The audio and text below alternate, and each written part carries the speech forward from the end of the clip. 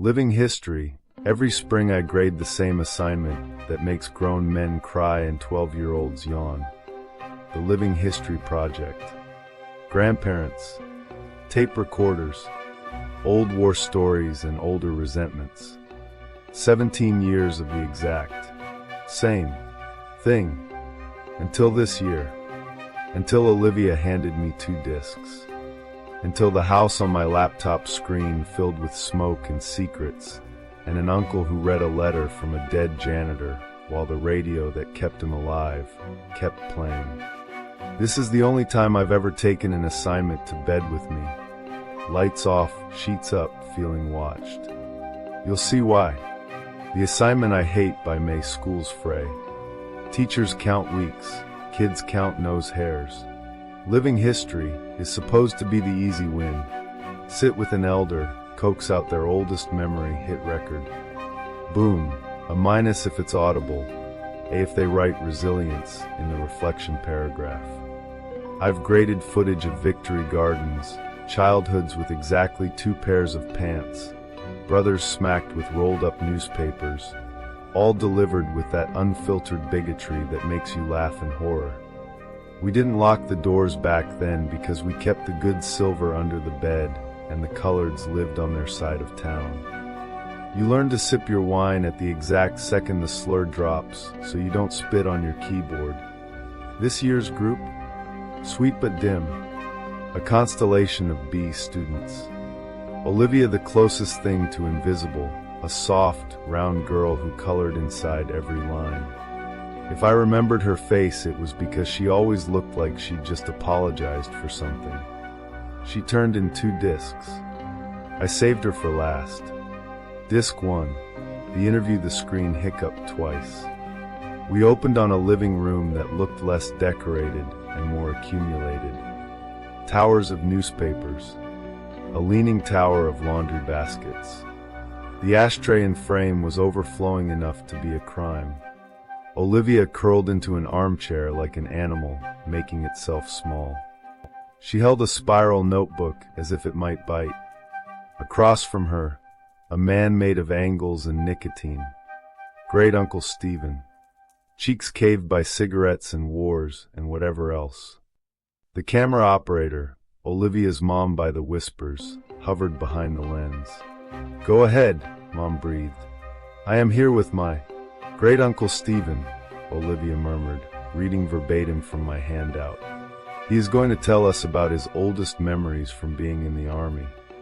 He looked like he'd prefer artillery fire. Question 1. Answer, curt. Question 2. Answer, grunted. Twice Mom whispered, Speak up, Olivia, like a stage prompter from the cheap seats. Then Olivia went off script. Did you like being in the army? A wheeze that was either a laugh or a warning. Nope. But I was glad to get out of my town. Where did you go? Balkans. She blinked. Was Bacchus very different from here? He stared at her, then past her. Yes. Mom cleared her throat, a nudge to add verbs, maybe humanity. Olivia leaned in. Uncle Stephen, what is your very worst memory from the army? He crushed his cigarette with surgical care. Sat forward like a man standing up to meet his bad dream. I'll be back, he muttered. The screen cut to black. When the picture returned, he had laid out plastic sleeves on the coffee table, the way veterans lay medals or coroners lay evidence. In his hand, a paper that shook with his pulse. I was a kid when I enlisted, he said to Olivia. Your brother's age. Olivia nodded. Never saw combat. We went after, to places civil war had already eaten. Cities with their bones showing. We were janitors. Language, Mom hissed. Do you want to hear this goddamn story or not? He shot back, a small flare from a dying match. Then let me tell it. Mom, Olivia said, quiet steel. Please stop interrupting. Are you presenting this to the class? Mom pinched her whisper smaller. No, Mom. We're just handing it to the teacher. I'm sure he's heard the word shit before, Uncle Stephen added. For the record, I'm a she. And yes. The view steadied. He lifted the paper. In the basement of a school, he said, I found a letter. I didn't know the language. A friend translated. I kept the original. I'm going to read it, and then I'll tell you what I saw. The room went quiet enough to hear the smoke move. He began. The letter from the basement, dear sir. I never loved my country. Men kill for flags. I cleaned floors. My wife and my little one were not taken by soldiers. Illness did what bullets did not. My baby left us quickly. Nadia suffered, and I watched useless. When she died, I stopped going anywhere. The school sits across a field from my window. I could have walked to it, but who needs a man who cannot even save his family? I tried the hospital. The journey killed her faster. After, I slept without eating. I thought of hanging myself. I was paralyzed by the thinking of it. The one thing that kept me from the rope was my radio. It found a station in a language I do not know, full of news and songs I do not understand. But the voices proved the world existed beyond this room. The radio spoke me through sleeping and waking. One day I stood up. I do not know how many days had stacked while I lay. I took the radio and went to find food, then I went back to work. No one asked me where I had been. Those who knew Nadia was sick did not look at me. For that I am grateful. I cleaned. The floors were sticky with children, and I cleaned. I whistled with the radio and repaired desks. I fixed stair treads and the door that always slammed. I felt useful. The teachers did not mind my radio. I kept it low. I think they liked it. There is a larder behind the school. In place of wages, I take what I need from it, jars with vegetables, meats preserved in vinegar. I used to sleep in my home. Now I sleep in the basement. The school should not be left alone. When the grief rises, I turn the volume up until my thoughts drown. Today I woke to silence. I shook the radio and kissed it and opened its back.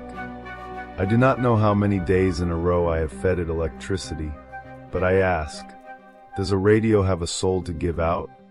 I have cried so much that I am ashamed. I have given myself until sundown to fix it. If I cannot, I will join Nadia and little Ludmila. I have wedged a chair under the door to this room, not because I am afraid, but because I am ashamed. If someone comes, I do not want them to see me hanging. I have placed my radio and this note outside the door. If you find them, kind sir, please fix it. Save my radio. It did not deserve to die in its sleep. Stanislav, Mom zoomed out. Olivia wasn't blinking. Thank you, Mom said, voice bright with tears and discomfort. That's enough. Wait, Olivia breathed. He said there was more. What did you find? The screen went black. I stared at my dead laptop screen long enough to see my own face reflected back. Then I remembered, Disc 2. Disc 2, the secret recording, no video. Just a click, a hum, and Olivia's whisper. Hi, Miss Garrity, she said. I'm sorry about my mom. She wouldn't let him finish. But you said history is written by the winners, and this is someone's history too. I recorded the rest with my phone. I haven't slept since I listened, and I think you should hear it. My eyes stung. God help me, that stupid, borrowed line of mine might have done something good. Mom's voice came first. Fine. If you're going to hear it, hear it. But this is not appropriate for school. Let me finish, Uncle Stephen said. The flick of a lighter. The exhale of someone who has remembered the same thing for decades. Footsteps. A door. Then just them. So, Olivia said, did you find the radio? Or did it get blown up with the school? That letter, he rasped, had a date. What date? 2 weeks before we arrived. Didn't you say the school had been destroyed like 2 years before that? Yes, he said. It had. Silence. A silence that isn't empty, it's crowded. I felt the hair lift along my arms. This man, he said, voice settling into that low place stories come from, went to a vandalized, bomb-bruised school and cleaned it like a mess after recess. He smiled at dead bodies because his broken brain told him they were teachers nodding hello. He moved corpses so he could mop underneath. When it rained through the collapsed roof, he got soaked and thought nothing of it because the song on the radio told him to keep whistling. Olivia whimpered. He continued. I found his larder. Pickled things in tins that outlived their labels. Mold in the lids, but he ate. I found him in the basement. Hanging. Blue. Eyes like thumbprints. Not a skeleton. Not years gone. Days. Did he look peaceful? Olivia asked, as if there might be a right answer to store on your tongue for later. I don't know what peaceful looks like on a man who used a belt in a school basement, he said. I know the smell. And the radio? She was crying out right now.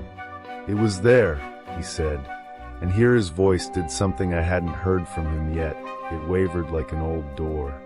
And it was still on. The recording ended. I sat in bed with my laptop cooling on my thighs, and the dark in my room was very deep. The day after I didn't sleep. I showered until the water ran cold, and went to school early enough to see the sun bruise the building pink. I slid Olivia's discs into my desk drawer like they might leak. First period, she sat in her usual middle right seat and tried to make herself smaller than a folder. I took attendance. My voice skipped her name and came back to it like a scratched CD.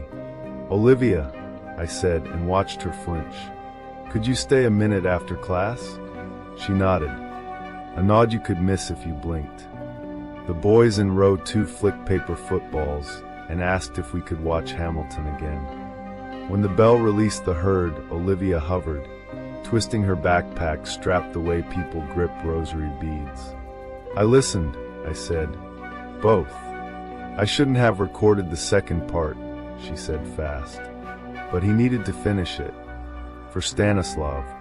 She said the name like a prayer, like something you whisper into your pillow when you can't fall asleep. It was brave, I said softly. And good history. The intercom crackled. The radio on the file cabinet whooshed to life with morning announcements. Feedback squealed. And then, this is ridiculous, my heart stepped wrong. Because the sound beneath the hiss wasn't our usual lacrosse coach monotone. It was the shape of a language my mouth didn't have tools for. A warbly choir of news and songs that did not belong to us. Sorry, the office secretary's voice broke through a second later, too loud. Testing the PA. The radio died. Miss Garrity? Olivia whispered. It's nothing, I lied. How's your uncle? Mad at my mom, she said, which was fair. He gave me the letter. He wants you to have it. She withdrew a plastic sleeve from her backpack. Inside, the paper, yellowed and creased and sincere. The footprint stamp in the corner like a bruise. May I? My voice was a thing on tiptoe. May I keep it? She nodded. Olivia. I kept my fingers light on the plastic. This is how you hold artifacts and children. Do you want to talk to the counselor? About sleep? She shook her head. Okay, I said. You can sit in here third period if you need quiet. She looked at me with something like relief and something like pity. You're going to listen again, she said. Not a question. I didn't answer. What Uncle Stephen didn't say on record, I called Olivia's house that evening under the pretense of giving feedback. Her mother put the phone down only after telling me she thought the project was highly inappropriate. The phone clunked on a table. Make it quick, she added, not quite away from the receiver. Hey, Uncle Stephen said into the line, the word wrapped in smoke. Thank you for your honesty, I said. I wanted to ask the radio. It was a brick thing, he said. 2 knobs. A crack along the back like a seam. It had a hum. The kind of hum you feel in your teeth. And there was power? He snorted. There wasn't power to run a coffee maker in that city. The school didn't have windows where windows used to be. But the radio was on. He let me imagine the basement. The chair wedged under the handle. The small casement window giving a little light like a stingy god. The belt and the blue face and the sound. Always the sound. Did you keep it? I asked. The radio? No. A pause. The kind where you can hear a man look down at his hands. We had orders. Clear. Make way for new. The letter's all I got away with. And you're sure? Sure of nothing, he said quickly. Except the smell. And the date. And the sound. I went back to the truck, and I could still hear it in my jaw. A long quiet. Then, very softly, you ever have a thing in your life that feels like it's outside of time? Like it doesn't care what year it is? That's that basement. We hung up. I put the letter on my kitchen table and made tea I did not drink. The cemetery behind my eyes. The problem with grading at night is your house gets porous. Stories leak out of screens and soak into carpet and crawl under doors. That night I dreamt of a classroom with no roof. Rain pinned kids to their desks. A janitor in a brown sweater mopped around a puddle that had a shape like a woman. Teachers smiled with their mouths closed and nodded at his radio. The radio sang a song with no words, only vowels, only permission.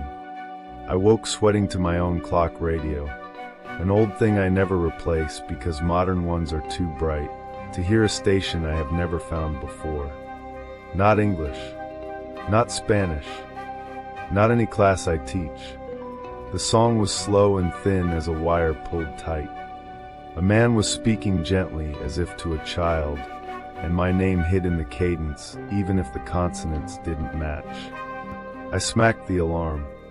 The sound didn't care. I unplugged it from the wall. The sound kept going. A long minute later, it stopped like someone had remembered to breathe. The next morning at work I didn't tell anyone this because saying it out loud makes you a woman. People start asking if you're doing okay. I carried on and corrected 5 essays about why Pearl Harbor matters and reminded 6 boys to stop drum soloing with their pencils and asked Olivia twice if she'd eaten. But in 3rd period, a maintenance man came in to check the overhead speaker. Intercom keeps popping on, he said, tapping it. You hearing weird stations? No, I lied. All good here. He shrugged and climbed his ladder, his tool belt rattling like a radio with parts. The last day of school awards ceremonies. Lost and found tables. The end of May with its manic edge. Olivia came to me with a sealed envelope and eyes that looked like she'd stayed awake to make sure the world didn't fall. He wants you to have this, she said. He says you'll get it. Inside, a Polaroid. A basement stair with light like a blade slicing across the top step. A rectangle of a door glowing faintly at every edge. And leaning against the wall, a radio. The photo had that 90s ghostly sheen, like the flash-caught dust motes pretending to be spirits. On the back, in block letters that had been trained, then ruined by army forms, if the voice stops, run. I looked up, mouth dry. When was this taken? He said after, she whispered. He went back. He shouldn't have. But he did. And the radio was still on, she said. He says sometimes he still hears it. When he turns the faucet, when a car idles, when the microwave hums. He says some things don't end, they just change rooms. I should have sent her to lunch. I should have told her she did an excellent job, and that was that. Olivia, I heard myself say, do you want to come to the library with me after school? Our library. I want to show you the archives. How we keep stories. She bit her lip. Can I bring the letter? I feel like it wants to be put somewhere. Yes, I said. We went at 3:30, when the building had that mood it gets when it thinks no one is watching. The librarian waved us into the back, where the metal shelves hold old yearbooks and binders of community obituaries, and the kind of pamphlets no one reads until they have to. There is a tiny stair there that spirals down to our own little basement, 2 rooms, one locked, one full of rolling stacks. I unlocked the unlocked room. It smelled like paper and dust and lemon oil. We slid Stanislav's letter into an acid-free sleeve, slid that sleeve into a folder, slid that folder into a box labeled Donations 20XX. It felt like a small ceremony. A dumb one maybe, but the world is built on dumb ceremonies. The way you kiss your palm before you touch the photo, the way you knock on wood, the way you say a name out loud so the air remembers it. On the way back up, Olivia stopped. Do you hear that? She asked. The speaker above the stacks clicked. A thin coil of sound slipped into the room and unwound. Not English. Not anything I'd ever taught. For one stupid second we both smiled, like people who find a seashell that still sounds like the ocean. Then I saw Olivia's face change. The sound hiccuped. It faltered. It almost stopped. Olivia grabbed my hand so tight it hurt. Miss Garrity, she whispered, if the voice stops. I squeezed back. I know. We ran. We didn't stop until we were in the parking lot, until the late afternoon heat took whatever was inside our bones and thinned it out. We laughed like insane people, or maybe sane ones who had listened too hard to a thing that didn't care what year it was. At the curb, Olivia turned to me. Do you think he found them? She asked. Nadia and Ludmila. I hope so, I said. I think the radio did what it could. She nodded. Thank you for listening, she said. She meant to the assignment. She meant to her uncle. She meant to the thing we had almost, let's stop. She walked to the bus. I watched until she found a seat. After the bell that night, I locked my bedroom window, then unlocked it, then locked it again because rituals make cowards feel like queens. I set my little clock radio on the floor, not the nightstand. I told myself, if it plays, fine. If it doesn't, fine. I turned off the lamp. The dark arranged itself. Silence. For a long time, silence.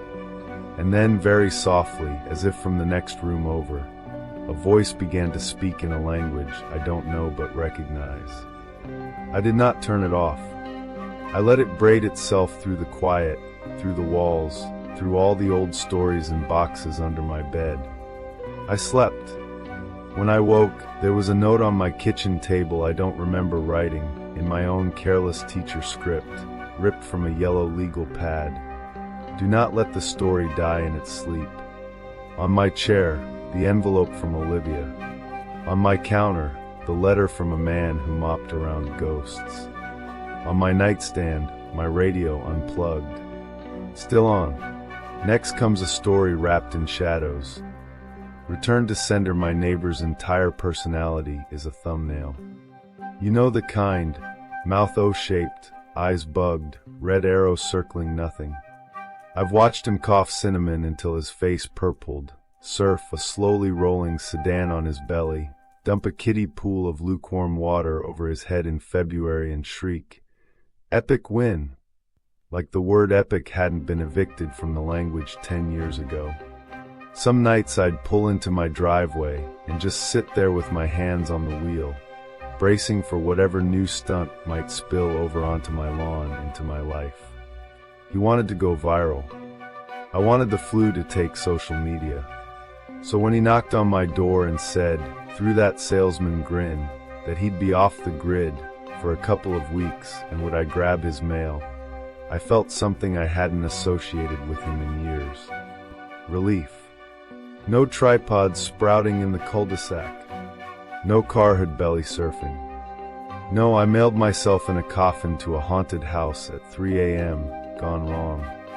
He had floated that idea once over our shared fence, and I laughed, then realized he wasn't joking and went inside. I agreed to the mail. He handed me a spare key, made me promise not to snoop, and bounced down his steps like a kid on Christmas morning who doesn't yet know about batteries. The first few days were normal. White envelopes, pre-approved disappointments, a card that shed glitter all over my hands. Then 3 nights in, there was a box on his porch when I got home from work. One of those big, double-walled cardboard rectangles with packing tape banded around it like the equator. Across the top, in blocked, bleeding red marker, "Return to sender." It looked out of place on his steps, too heavy for something that wanted to go anywhere. I probably should have left it where it lay, but his porch had no overhang, and we had rain in the forecast, and also I didn't want whatever he'd ordered attracting porch pirates who might mistake my house for theirs next time. So I bent, hugged the thing under my arms, and nearly blacked out. The box was heavy like a secret. Not case of books, heavy, or set of free weights, heavy. The kind of heavy that rearranges you, that makes you walk in short, careful steps so your back doesn't give out. I could manage it down the steps, across the street, but the stairs to my front door might as well have been K2. My garage sits to the right of my driveway like a derelict tooth. The door is older than the house and meaner than both of us. It only opens if you kick the bottom left panel, just so while hauling up on the handle and whispering, "Please." I had the box in my arms, my chin on the cardboard, and I told myself I could manage the choreography. Good grip. 1 quick kick. No problem. On the 3rd kick, my foot slid, my knee bumped the box, and it slipped. It didn't drop from any great height. It tilted, stuttered, then tipped the rest of the way and thudded onto the concrete. Somewhere inside, something cracked. Not a shatter, not glass. A small decisive noise you feel behind your eyes. Shit, I said to no one. There's a particular kind of guilt that arrives when you damage something you don't care about. I wasn't going to tell him. The box had "Return to sender" written across it. Let him assume whatever broke in transit. I wrestled the garage door into surrender, dragged the box to the back right corner where emptiness accumulates. Old paint cans, a rake missing 3 teeth, a beach chair with a cigarette burn, and left it there to wait for its idiot. And then I forgot about it. The smell took its time. At first it was background music, an off note you only notice when the song ends. I caught a whiff in the kitchen one morning, a sweetness that didn't belong to anything I owned. The next night it had scooted closer, nudging under the door from the garage. After another day it had keys to the place. Skunk, I told myself. A skunk that chose some niche under the foundation to declare itself. Right around the time I realized skunks smell like weed that ran away from home, and this smell was sweeter, meatier, wetter, I opened the garage door. The odor hit me like heat. I staggered back with my forearm across my nose. I'd smelled dead animals before. The county I grew up in had 1 stoplight and a lot of 2-lane roads. This was layered. Sugary rot braided with piss, sweat, the iron tang of something you don't get out of a shirt. You could taste it. It crawled up into my sinuses and settled down. The only new thing in the garage was the box. The bottom edges were dark and soft, collapsed into a damp skirt. Whatever was inside had gone liquid enough to soak the cardboard, but viscous enough to not leak outright. Meat of the month, I told myself. Some influencer deal. He'd ordered beef and forgot to pause the subscription. Or he'd mailed himself steak for a video. He'd do it. He would absolutely do it. There was no way to drag the box out intact. The moment I tried it would give up its bottom and disgorge itself like a rotten fruit. The only solution was to open it and bag the contents in pieces. The thought sent sweat to my palms, but the smell was colonizing my house. I went full hazmat, not that it would help. Rubber gloves to the elbow, a mask under a clothespin, a garbage bag stretched out, the strongest cleaner under the sink in my left hand like a talisman. I cut the packing tape down the seam. The cardboard side. I flipped the top flaps back. The difference between smelling rot and looking at it is the difference between reading about fire and opening your oven into your face. The box breathed at me. My body tried to turn itself inside out. I swallowed hard enough to hurt. There was meat. My brain cataloged the facts anyway, scientist reflex. Pale hair, blue in the lips, a jaw gone slack. It took a second for the shape to make sense, for the skin not to be pig or cow, but a shade I had seen under porch lights and camera LEDs. The lashes were stuck together. The throat refused to move. He was in one piece in that wrong loose way people are when whatever keeps us in our outline decides it's done. It wasn't Stu. It was my neighbor. The box had been heavy because people are heavy, even the skinny ones. I backed out of the garage without turning around. The smell followed, obedient as a dog. In the kitchen, I didn't touch my phone so much as I flung myself at it. I didn't have to fake hysteria. The dispatcher's voice was a rope. Sirens. Then the parade, squad cars, a van with no windows, men and women in uniforms that make them interchangeable until they ask you how you're doing and write shaking 3 times on a clipboard. They stepped into my garage and didn't flinch. Professionals, I thought. People whose jobs make my nightmares look like volunteer work. It is difficult to explain that you have a dead person in your garage without sounding like a person who put a dead person in his garage. I expected the handcuffs. I expected the ride. I expected the room with the long table, the 2 chairs, the mirror that lets you see your sagging face and not the men on the other side deciding whether to arrest you. I told them everything I just told you. The box, the label, the kick, the crack, the smell that built a nest in my house. They nodded like dentists. You're not the first person to say that. They collected my clothes, swabbed under my nails, took my trash, my sink trap, my laundry lint. They found the piece of red marker on my finger from where I'd touched the return to sender scrawl and wrote it down 3 times. I asked because something inside me had gotten stuck on it. What does return to sender mean when the contents are a person? The detective with the soft eyes said nothing. The detective with the hard mouth said exactly what it says. Eventually they had enough of my house and the evidence they needed, and, apparently, enough of my face. They brought me to a room that was softer than an interrogation room, but had the same furniture, and asked if I wanted water. I did. I drank like a person trying to rinse their brain. Then the soft-eyed detective put a laptop on the table between us and said, "We're not supposed to show you this." I nodded. He showed me anyway. The camera was pointed up at a ceiling of cardboard. Light leaked through at the edges, the way light sneaks under a door. The view tilted. The camera was propped against something soft. A hand entered the frame, familiar in that way hands are, because we don't think about them until they look wrong.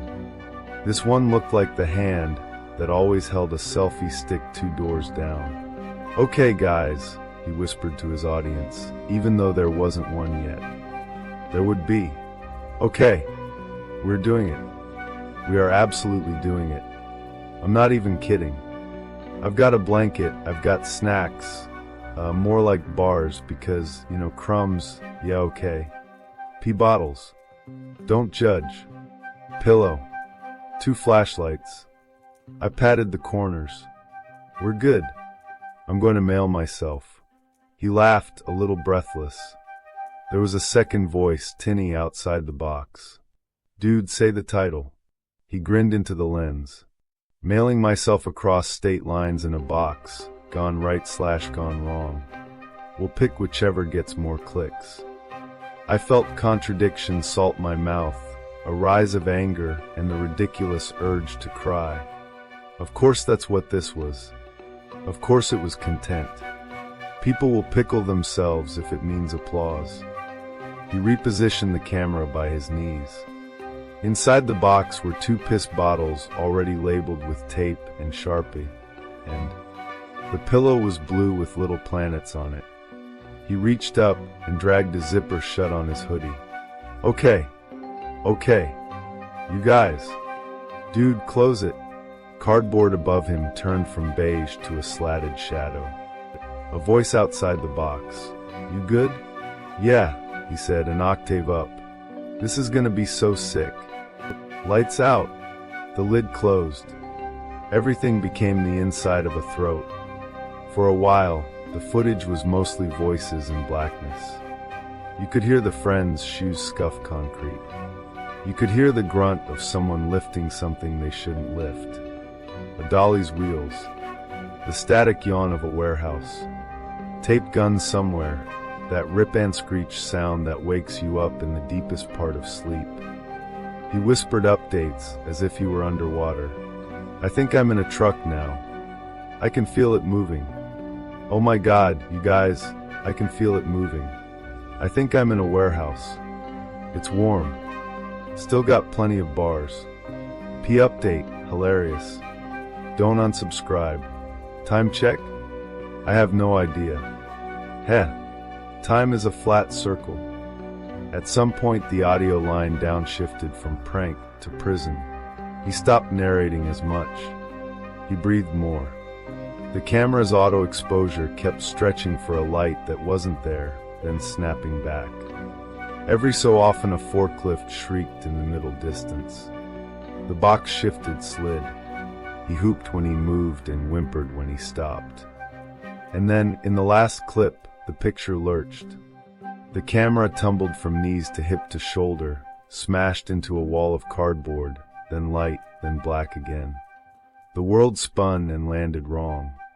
The sound that came next is one I didn't know I knew until I heard it. It's quiet. It's small. A bone breaking very close to your ear. It isn't cinematic. It isn't a crack the way TV gives you. It's a very specific end. The camera kept recording. The sound of him did not. I don't know how long the footage goes on like that. Black box, forklift ghosts, the vague comforting murmur of a building working, because the detective stopped it. He sat with his finger on the space bar like he wanted to kill it again. I'm sorry, he said. We thought you should know. I should have told them then. The thing I'd heard under the black. The thing that braided itself into the noise like thread into a sleeve. But my tongue lay there, heavy, stupid. They would think I was making myself important. They would think grief had made me superstitious. Or worse, they'd believe me and have to add my garage to the story in a way I couldn't live with. They didn't charge me with anything. The box had returned to sender, and they sent him to me. His friend had kept the shipping receipt. There was a tracking number. There was footage of them lowering him onto a hand truck at a shipping bay. There was another angle from a mounted camera where my neighbor grinned at the lens and said, "We're doing this." And it would play in a courtroom and kids would set it to trap beats on TikTok. The police left with their bags and their tape and their practiced faces. My garage, bleach scrubbed, smelled like a hospital trying to pretend nobody dies inside it. For the record, here is the thing I didn't tell them about the last clip. Just after the soft, final sound of his neck breaking, before the editing timeline flatlined into room tone and forklift squeal, I heard the screech. It's a long, complaining peal, metal on metal. A garage door that doesn't want to open being forced to open anyway. It has a coda like a trapped animal. You have to kick the bottom left panel just so, and haul up on the handle while whispering, "Please." I've heard it twice a day for 8 years. He had too. The camera must have picked it up from inside the box in whatever warehouse he died in. Or I imagined it because smell is the closest cousin to memory, and I had marinated in one while watching the other. I told myself that. I did. That night, I bagged my garbage and took it out in small trips because the sound of a plastic bag scraping a bin in the dark sounded too much like cardboard. I unlocked the garage door so the place could air out, and then locked it again because I couldn't shake the idea that something might wander in from the smell's wake. I stood at my living room window and watched his porch light blink on at a moth. Across the street, his house sat there with his mail accumulating in a neat pile under the slot like a geologic formation. People die in ways that feel like satire sometimes. The world hears their punchline and laughs wrong. I went to bed in a house that smelled faintly of ammonia and lemon and put a pillow over my face. The house settled. Somewhere a pipe thumped. And then the sound came up through the floorboards, through my mattress, through the skin over my ribs. Scree, hunk. The garage door opening when nobody had touched it. I didn't move. I didn't pretend I would. There are rules we have with ourselves. If X, then Y. If the smoke alarm chirps, you change the battery. If you hear your name called and you're home alone, you do not answer. If the door you fought with every day of your life decides to open on its own in the middle of the night, you let it. You listen to it do what it wants. You imagine that heavy box shifting on the concrete, an inch, two. You imagine the wheels of a dolly that isn't there. I stared at the ceiling until the sound finished itself and the house exhaled. In the morning, the garage door was closed. A thin line of bleach had dried into a milky crease across the concrete where I scrubbed. The corner where the box had been looked like a place a shadow might refuse to leave. A week later, his channel uploaded a video. Scheduled content doesn't care if you die. The thumbnail was him with his mouth open, eyes wide, hands around his face in clown surprise. The title was something about 10 life hacks for summer. It had 284,000 views by noon. I mailed his bills back to their senders. I put the glitter card in his mailbox because maybe someone who loved him deserved better than return to sender. A month passed. A realtor put a sign in his yard. The mail stopped. Sometimes the garage door screams, and it's just the wind jamming itself into the gap. Sometimes it's nothing, and the nothing is loud. Sometimes I sit up in bed and look toward the door between the kitchen and the garage and tell myself that if I hear the screech, I will not go see. There is a line tucked near the end of that police video that I hear when I wash my hands, when I open my own door, when I look at cardboard. Time check? I have no idea. Time is a flat circle. The internet keeps things alive by cutting them into pieces and serving them forever. The box said return to sender, and maybe that's not about addresses. I never told the cops I heard my garage door in the recording. I never told my therapist either. You start telling people about doors that open from inside a video, and you collect the wrong kind of attention. But if you're reading this, if you have a neighbor like mine, if you keep your car in a driveway because your garage and gravity have a history, do me a favor.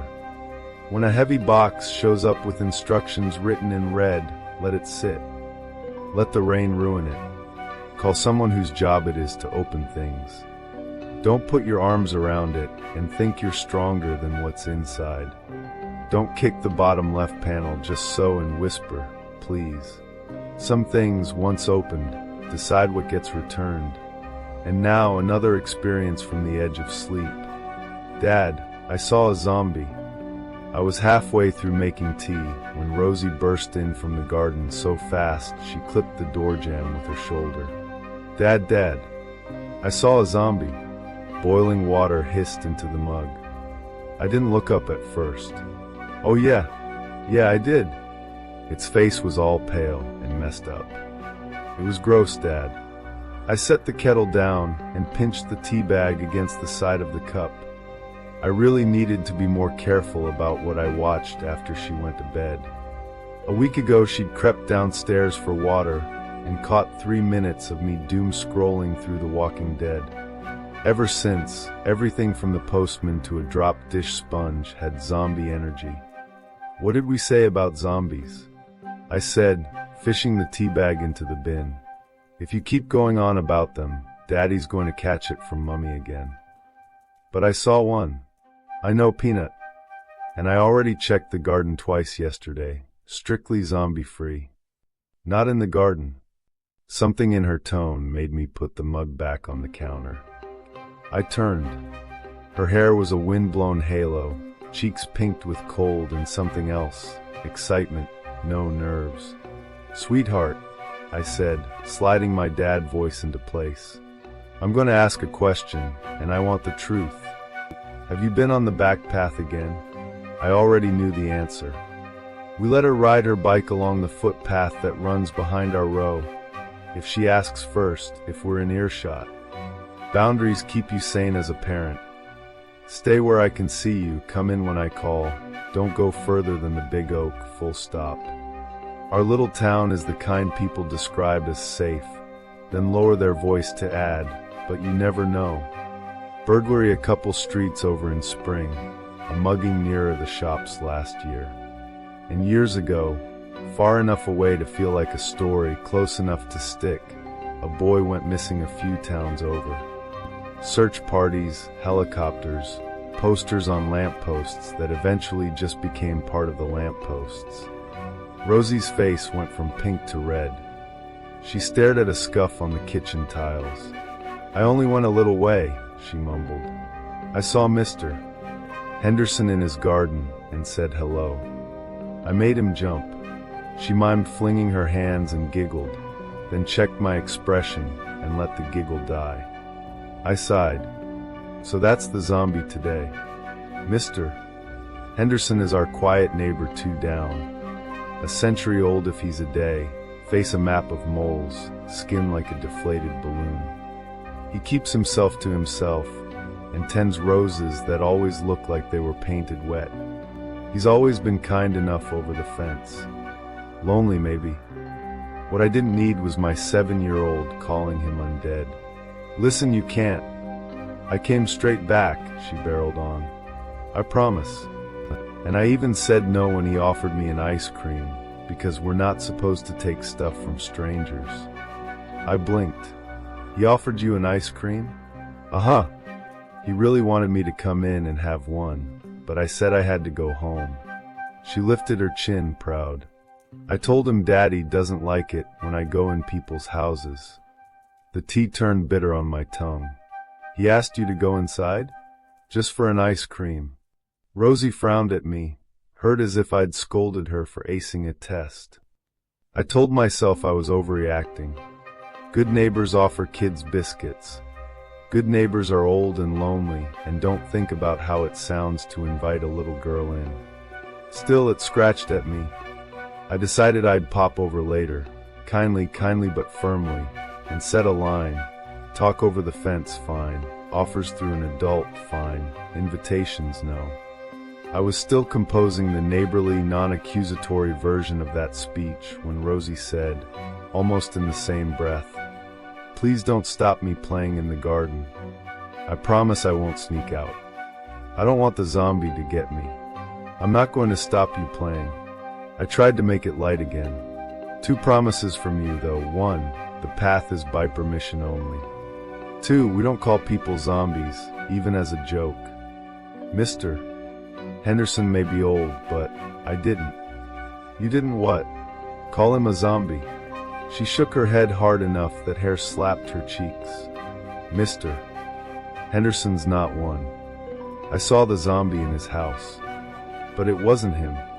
The steam off the mug felt suddenly too hot. What do you mean? I could see it through his little basement window while we were talking, she said. Pressed up against the glass. A cold hand ran up my back and settled on the base of my skull. Pressed up against. It was really scary. She widened her eyes to show me exactly how scary. Its face was all bashed up and bloody, and its mouth was open like it was screaming. But the weirdest thing, she paused the way kids do when they know they're about to land the good part. I didn't know kids could be zombies too. I thought it was only grown-ups. She shrugged, but I guess I was wrong, because the one in Mr. Henderson's basement looked just like a little boy. The kitchen clock ticked. Somewhere a car door slammed 3 gardens over, the ordinary world continuing with dumb momentum.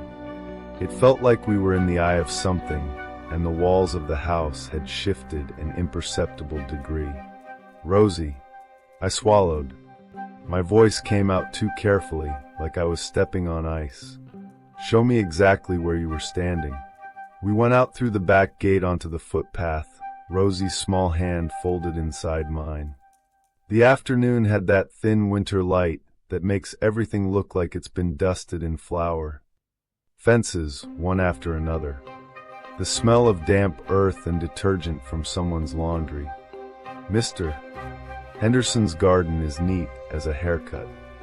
The roses are sticks now, mulched up to their ankles. A birdbath sits like an empty eye. Here, Rosie said, tugging me closer to the fence. I said hello over there. He jumped like this. She acted it out again, silently this time, hands flapping, grin half there and half not because she was watching my face. And the zombie was there. She pointed low, where the foundation bricks meet the soil. There isn't much of a window, just a horizontal slot, 2 panes wide, spider-webbed with the fine cracks old glass gets, so low you'd have to lie on the ground to look in. I crouched. The pane nearest us wore a small thumb smear of something brown. The kind of smear you get when a kid forgets to wash hands before touching walls. Or the kind you get.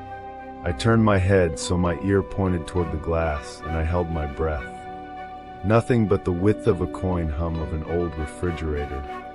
In the glass, my face reflected back at me, distorted.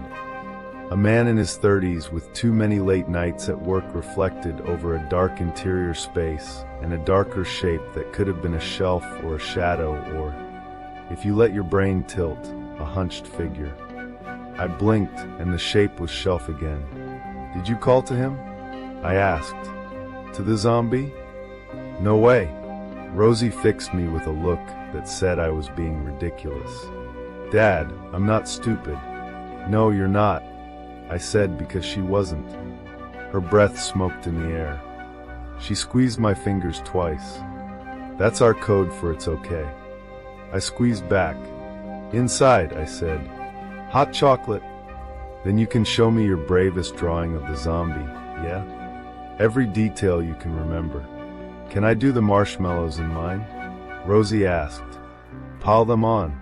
While she drew at the table with her tongue sticking out, I called Maddie at work.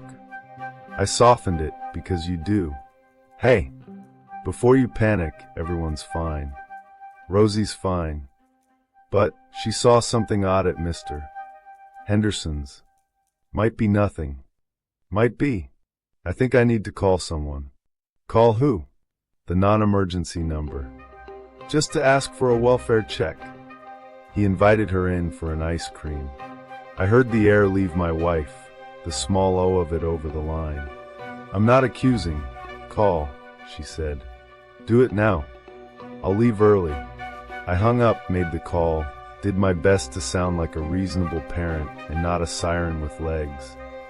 Our daughter saw a person in a basement window. Could be a reflection, could be nothing. Could you send someone to knock and make sure our neighbor's all right? I expected to be told to mind my own business.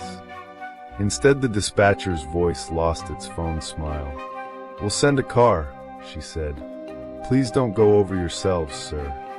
We won, I lied. If I hadn't promised, I would have marched to the front door and knocked until my knuckles bruised. But the word basement echoed. And the thing about promises is you don't teach a 7-year-old to keep hers by breaking yours in the same breath. We waited.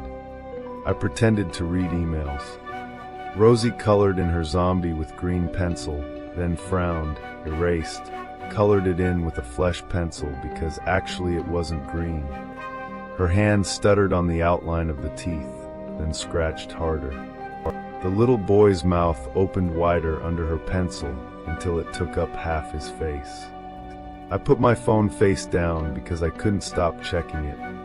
A patrol car rolled up outside 20 minutes later. 2 officers came to the back gate, a woman with a tight ponytail and a man whose hair had lost the battle altogether. I told them what Rosie had said on repeat. The woman crouched to Rosie's height and said all the right things. You did the right thing telling your dad. You did the brave thing not going in. You must have really strong do not take candy muscles.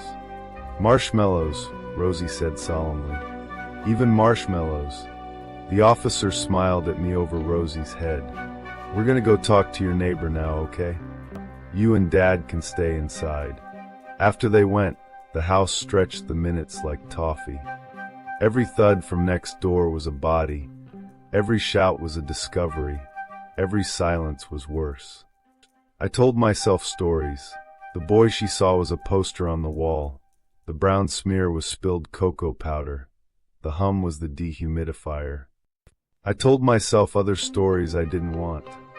When the knock came at our door, I jumped hard enough to spill my tea. The ponytail officer stood there, mouth set. Behind her, 2 more uniforms were stringing yellow tape across Mr. Henderson's back gate. Another car idled at the curb. The world outside had turned 50 degrees colder. Mr. Ames, she said, could I have a quick word? Your daughter as well. Rosie appeared at my elbow as if conjured.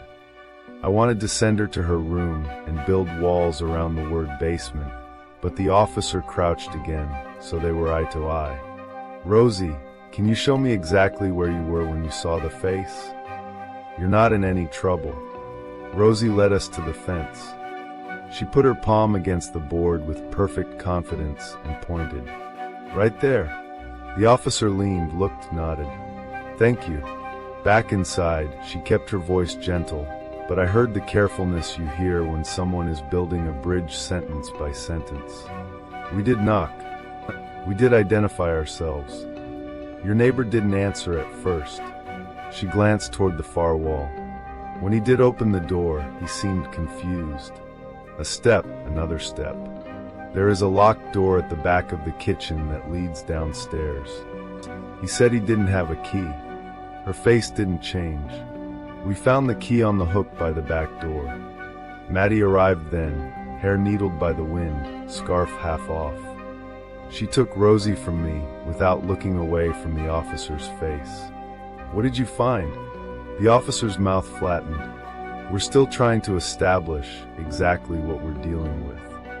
I can tell you we have located a juvenile.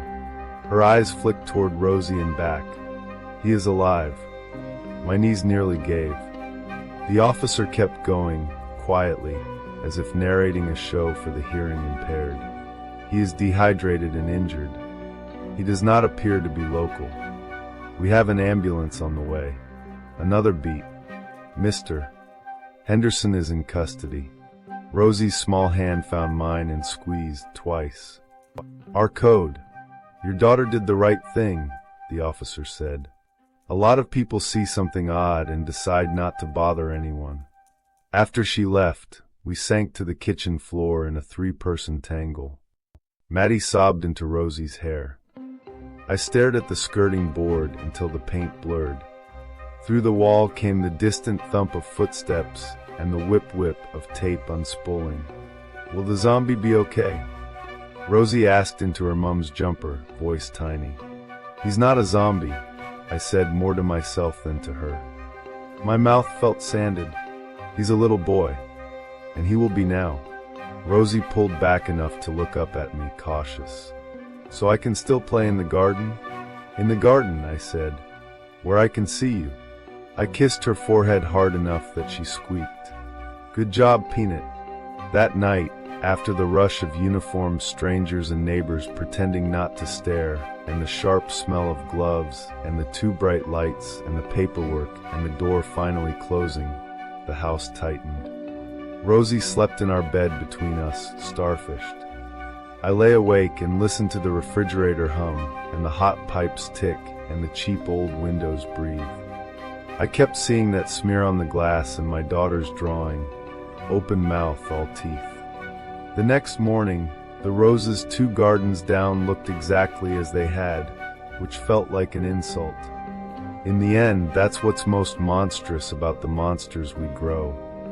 How ordinary the world is around them, right up until the moment it isn't. We've got new rules now, more than I can count, most of them invisible. We still have hot chocolate with too many marshmallows. We still dance in the kitchen when Maddie puts on the radio. And sometimes Rosie still sneaks her zombie drawings into my work bag.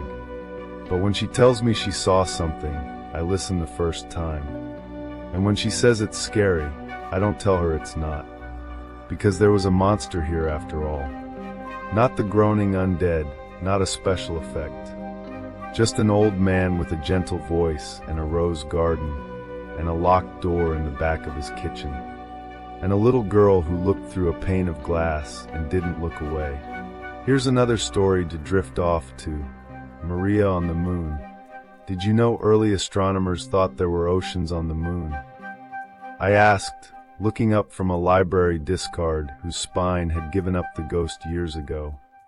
My mother shifted in her hospital bed, and a tangle of 4 tubes shifted with her. Of course, she said. The moon looks like a place that would keep a secret like that. What a shame we never found water, I said. They named those false seas Maria. She smiled and tapped the bare skin where hair used to be. How sweet of them to name the moon's oceans after me. Well, I said, they didn't find any oceans.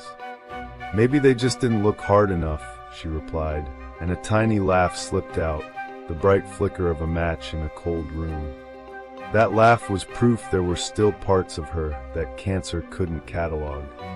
Medicine lays a sheet over horror, malignant, inoperable, metastasized, terminal, but it never had a word for my mother's laugh. When it came, we were not in room 418 with the slow drip and the disposable cups. We were home. I was a kid again, and she was young, and the world outside the window was a place you could still go.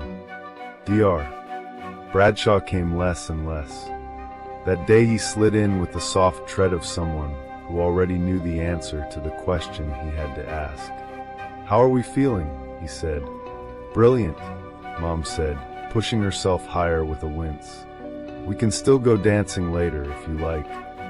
We'll have to ask my son's blessing. He's been very protective since his father died." I put on my stern face. "Your intentions, Dr. Bradshaw?" "As pure as driven snow," he said, then carted a hand through white hair and glanced, again, at the small idol on Mom's nightstand.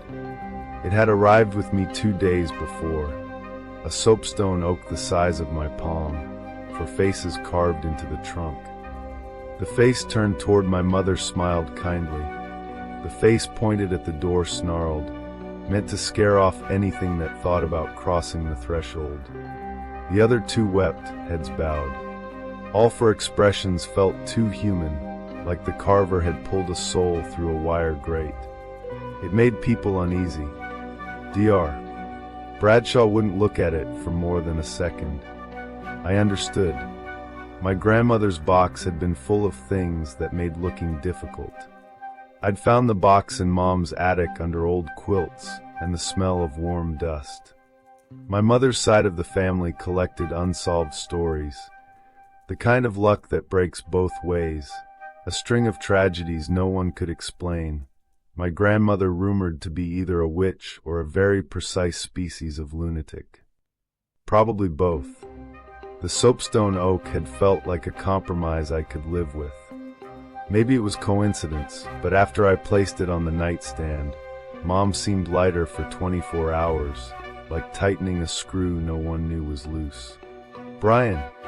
Dr. Bradshaw said, drawing me out into the hall that smelled like ammonia and department store cake.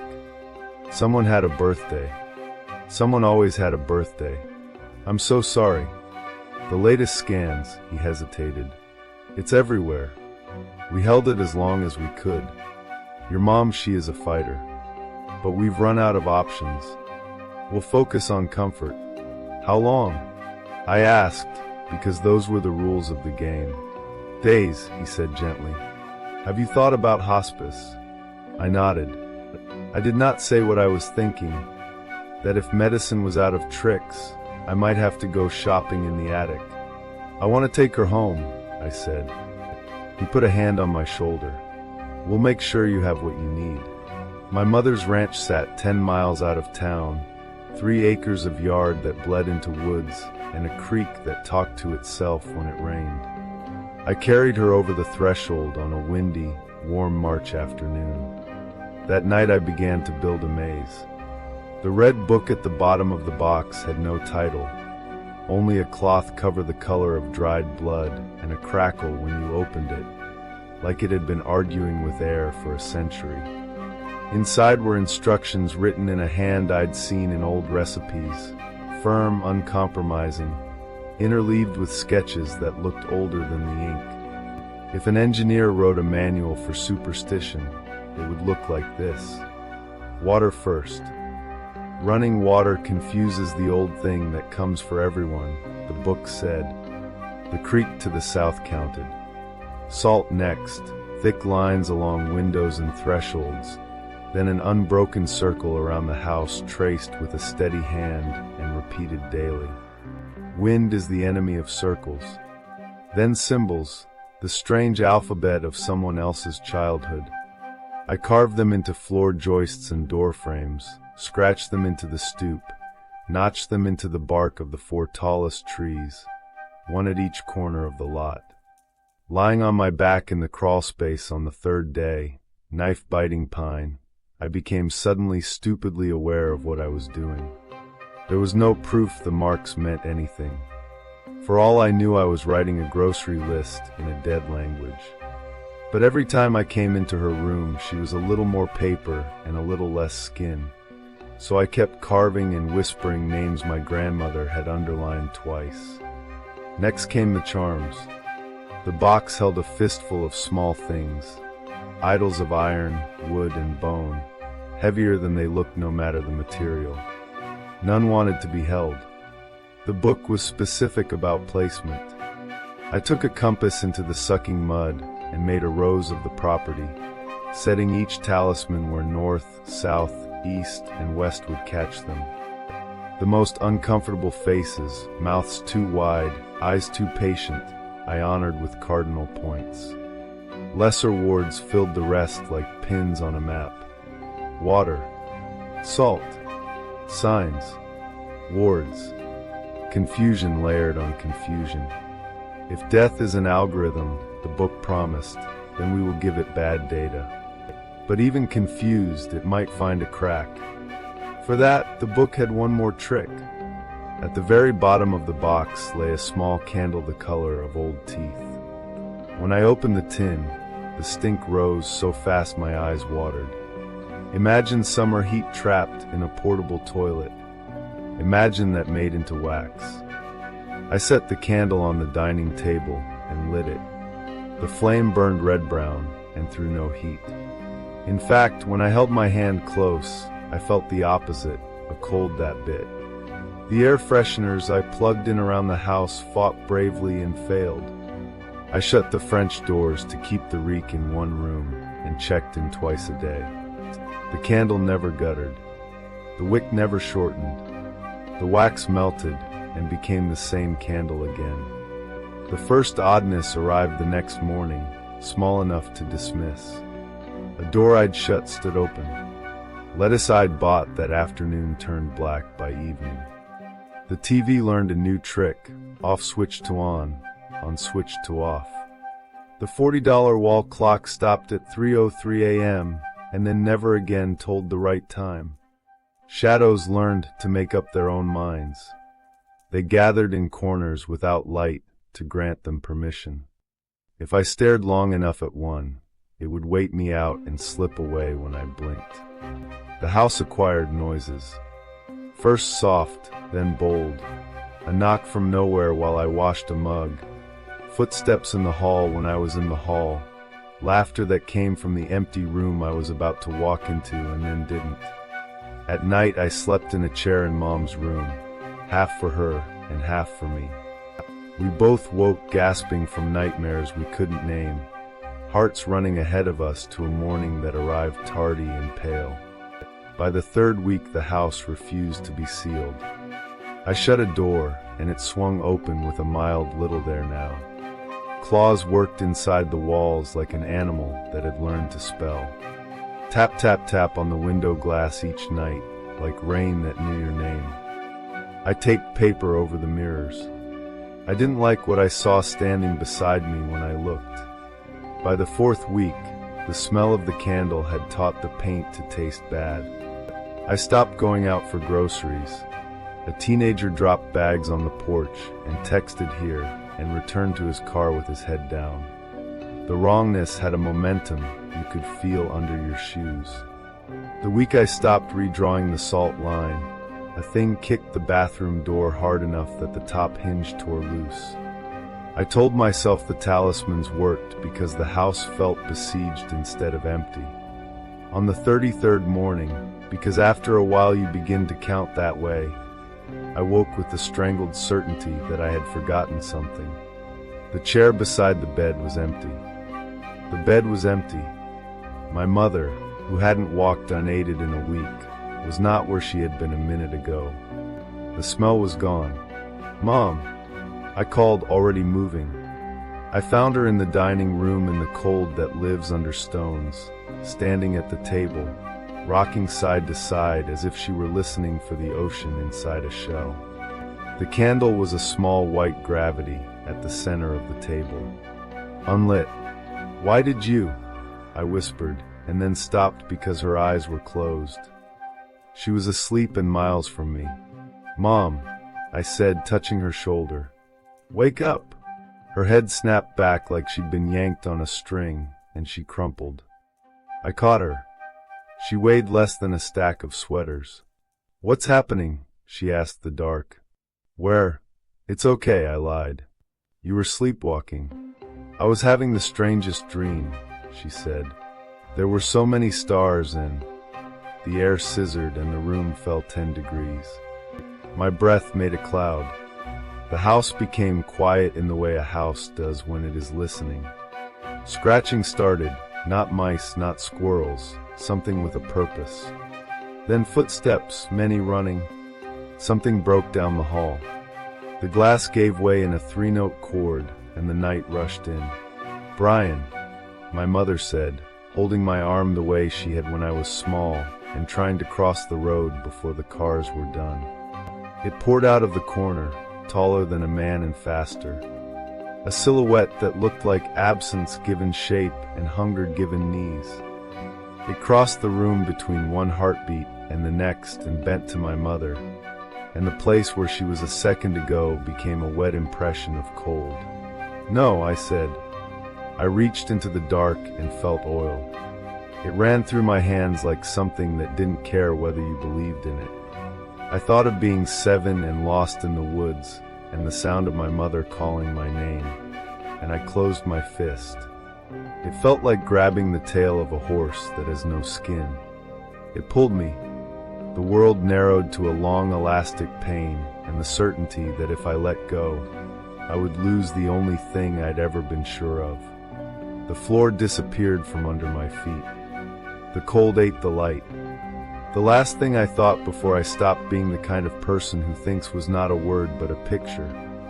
My mother's face the night she found me, all relief and light, and how safe I felt sitting in the grass with her as she pointed out the North Star. I woke under it. I lay in cool grass. The woods stood up around me like they were listening. To my right a road ran arrow straight to a horizon that kept its secrets. The sky had been rewritten. The northern lights made green silk out of the dark. The stars were lanterns set out for company. The moon hung so close I could have reached up and kissed it on both cheeks. "You are persistent," said a voice behind me. I turned, and the thing in the corner of my dining room unstitched itself from the treeline. As it came closer, its edges shrank until it fit a body. Its body contained constellations. Stars drifted under its skin slow as ice melts. Between them was not darkness, but the absence one step past that. Polaris burned at the collarbone, a blue pulse. "What are you?" I asked, though some part of me already knew and wanted to use a smaller word than the one that fit. "You know," it said. "Give her back," I said. My voice had none of the weight I needed. "I can't," it said.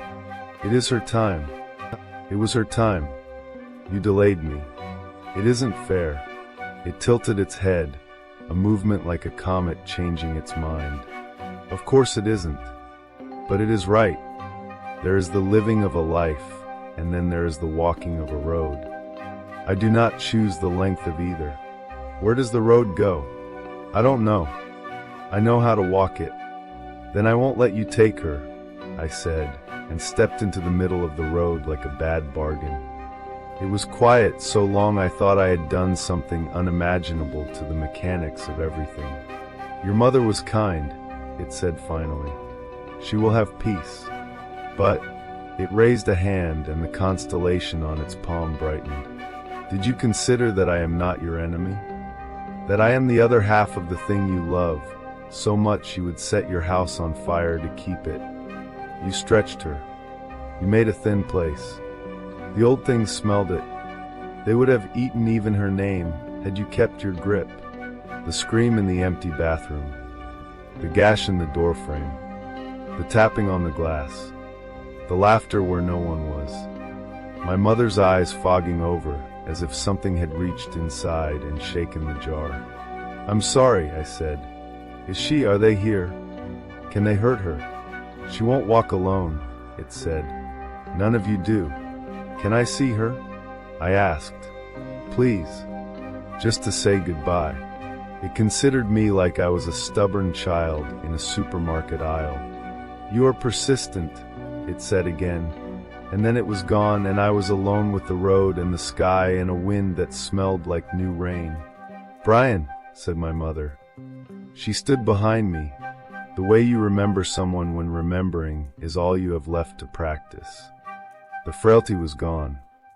She was herself the night she found me in the woods, hair loose around her face, eyes bright enough to see by. "Isn't this the most beautiful dream?" she said, tipping her head back to drink the sky. "Yeah," I said and swallowed. "A beautiful dream." She touched my cheek with a hand that wasn't shaking. "Don't cry," she said softly. "I'll wake up soon. I'll see you then." "Of course," I said. "I'll see you then." "What do you suppose is at the end of the road?" she asked. "Do you think I'll have time to find out before I wake up?" "I don't know," I said, because the honest answer felt like the only gift I had left. "Promise me you'll be careful." "Of course I'll be careful," she said, and smiled the way light does when it remembers it can be light. "And she won't walk alone," said a voice behind us. I turned expecting stars. The man standing there was ordinary in the way that makes your bones hurt. Moss-green eyes. A shock of red hair that had lost every fight with every comb. My face in an older frame. "Such a beautiful dream," Mom said, and slipped her hand into his like she'd been doing that her whole life. "Take care of her," I told him, the words sticking. "Please. There are things, hungry things. I'm sorry. He gripped my shoulder with a hand that had once lifted me into the air and made me believe gravity was negotiable. "If the devil's standing on the road," he said, "he'll move. Or he'll be moved." I believed him. I had 100 questions and 1,000,000 small words, and not a single one would do anything but stretch a moment that didn't need stretching. I had done enough of that. "I love you," I said. "Goodbye." I woke sitting at the dining table. The candle sat in front of me, unlit and ordinary. The house listened for a long time, and then slowly stopped listening. The scratching in the walls didn't come back. The laughter stayed gone. The air learned to smell like nothing again. I walked room to room, and my footsteps were the only ones. In the weeks since, I have been erasing what I wrote, sanding symbols from thresholds, oiling hinges, washing salt from window sills, taking the soapstone oak back to the attic and covering it with a quilt. I walk at night in the fields behind the house until the sky turns liquid with stars. The North Star makes a point where it always does. I look for it the way you look for an old friend in a crowd, and let it walk me home. Sometimes I think of early astronomers and their seas that weren't. Maria, plural. Oceans where there was only stone, names given to shadows.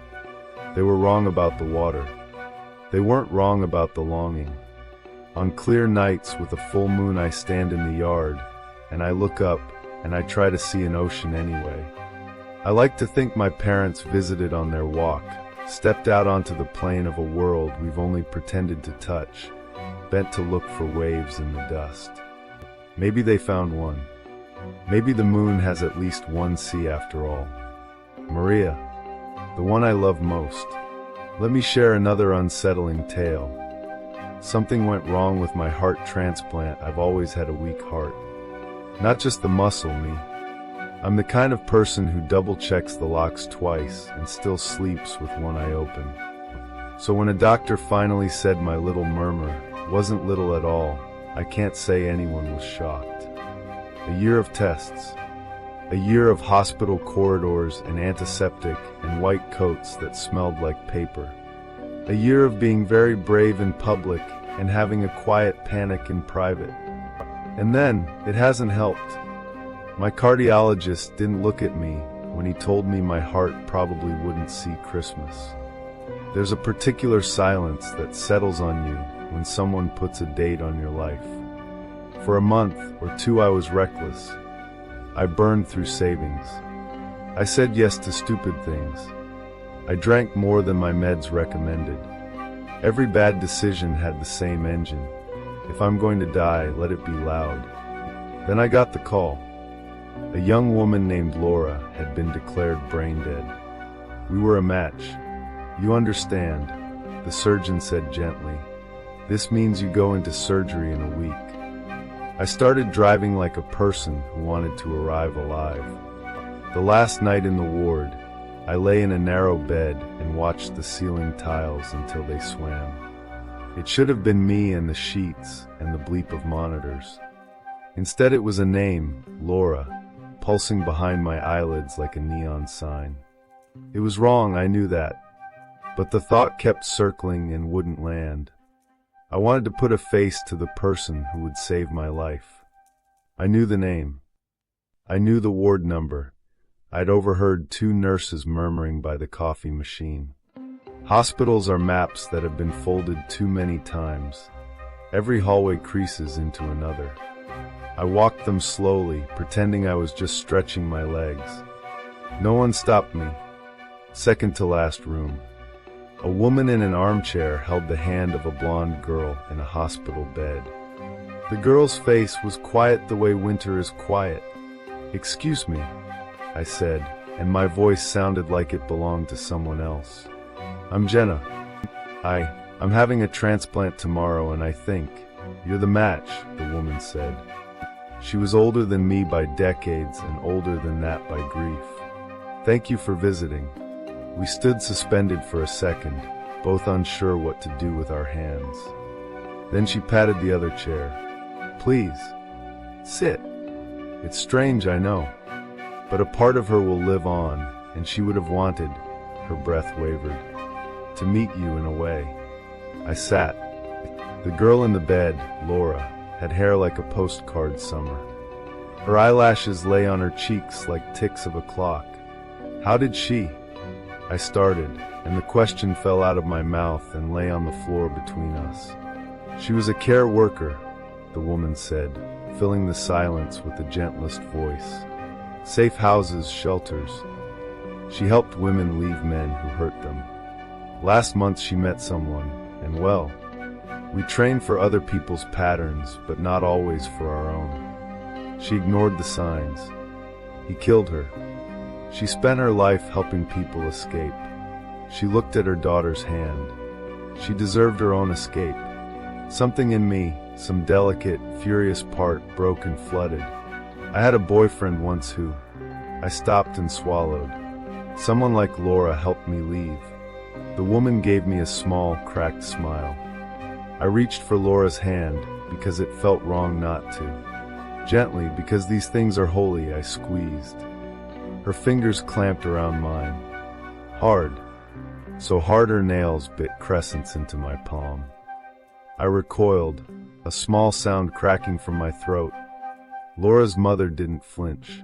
She does that sometimes, she said, like she was telling me the weather. Spasms, they said. Reflex. A body remembering itself when there's no one home.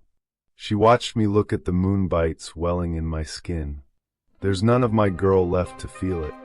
I stared at the crescents. 10 small red smiles. The surgery itself was like falling asleep at the end of a story and waking up in the beginning of a different one. When it was over, I was bandaged and fragile and full of a drum I didn't recognize. A nurse called it beautifully regular. I cried because regular sounded like poetry. The first day was fog. Pain med fog. 2 bites of pudding fog.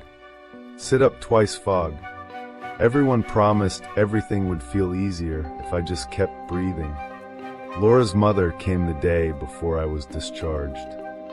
She looked a decade older than she had in the chair by Laura's bed, the way grief ages people like fast weather. Her hands shook when she hugged me. When are you going home? Tomorrow, I said. Please, if you ever want to visit. I wrote my address. Something blonde flashed past the doorway. Bright, impossible. It was gone in a heartbeat, but my pulse tripped over itself. Ow! I gasped and grabbed my palm. It felt like fingers had closed around the bones of my hand and squeezed.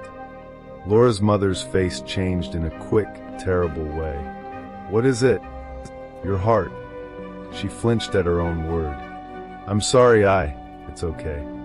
The pain eased, and when I looked down there were 10 fresh crescent moons below the old ones. A second smile under the first. The taxi dropped me at my building at dusk. The flat looked like the life of someone who thought she was about to die. Half-packed boxes, a stack of mail, the dent of my body in the sofa cushions. Laura's heart, my heart, beat like something knocking to be let out. It did that now. It was strong. It was beautiful. It was not mine. I could feel that and didn't want to. That night I dreamed. I was back in her room. No mother in the chair. Just Laura in the bed, a window wide, night air flinging her hair into her face. The thump in my chest was so loud it rattled my teeth. I tried to cover my ears, but my hands wouldn't obey. Some invisible undertow dragged me toward her. Her eyes snapped open, milk pale, the eyes of someone who had left. Get out, she rasped. Her voice sounded like it had come through a long tunnel, dragged across gravel. The thump, thump, thump climbed into my skull. I woke screaming. The sound didn't stop. It was in me, in the walls of me. Every beat ricocheted off my ribs like it wanted to bruise its way out. I scrambled out of bed and fell, tangled in sheets. The only word I had was help. I couldn't get my fingers to find my phone. My own body felt like someone else's coat I was wearing wrong. Get out, a voice said. Not loud, not kind, an animal making words. I crawled. Door. Hall. The carpet burning my knees. I banged on my neighbor's door and he opened it, and his face looked like a cartoon, eyes big, like a deer that had learned to stand. He didn't ask questions. He grabbed his keys.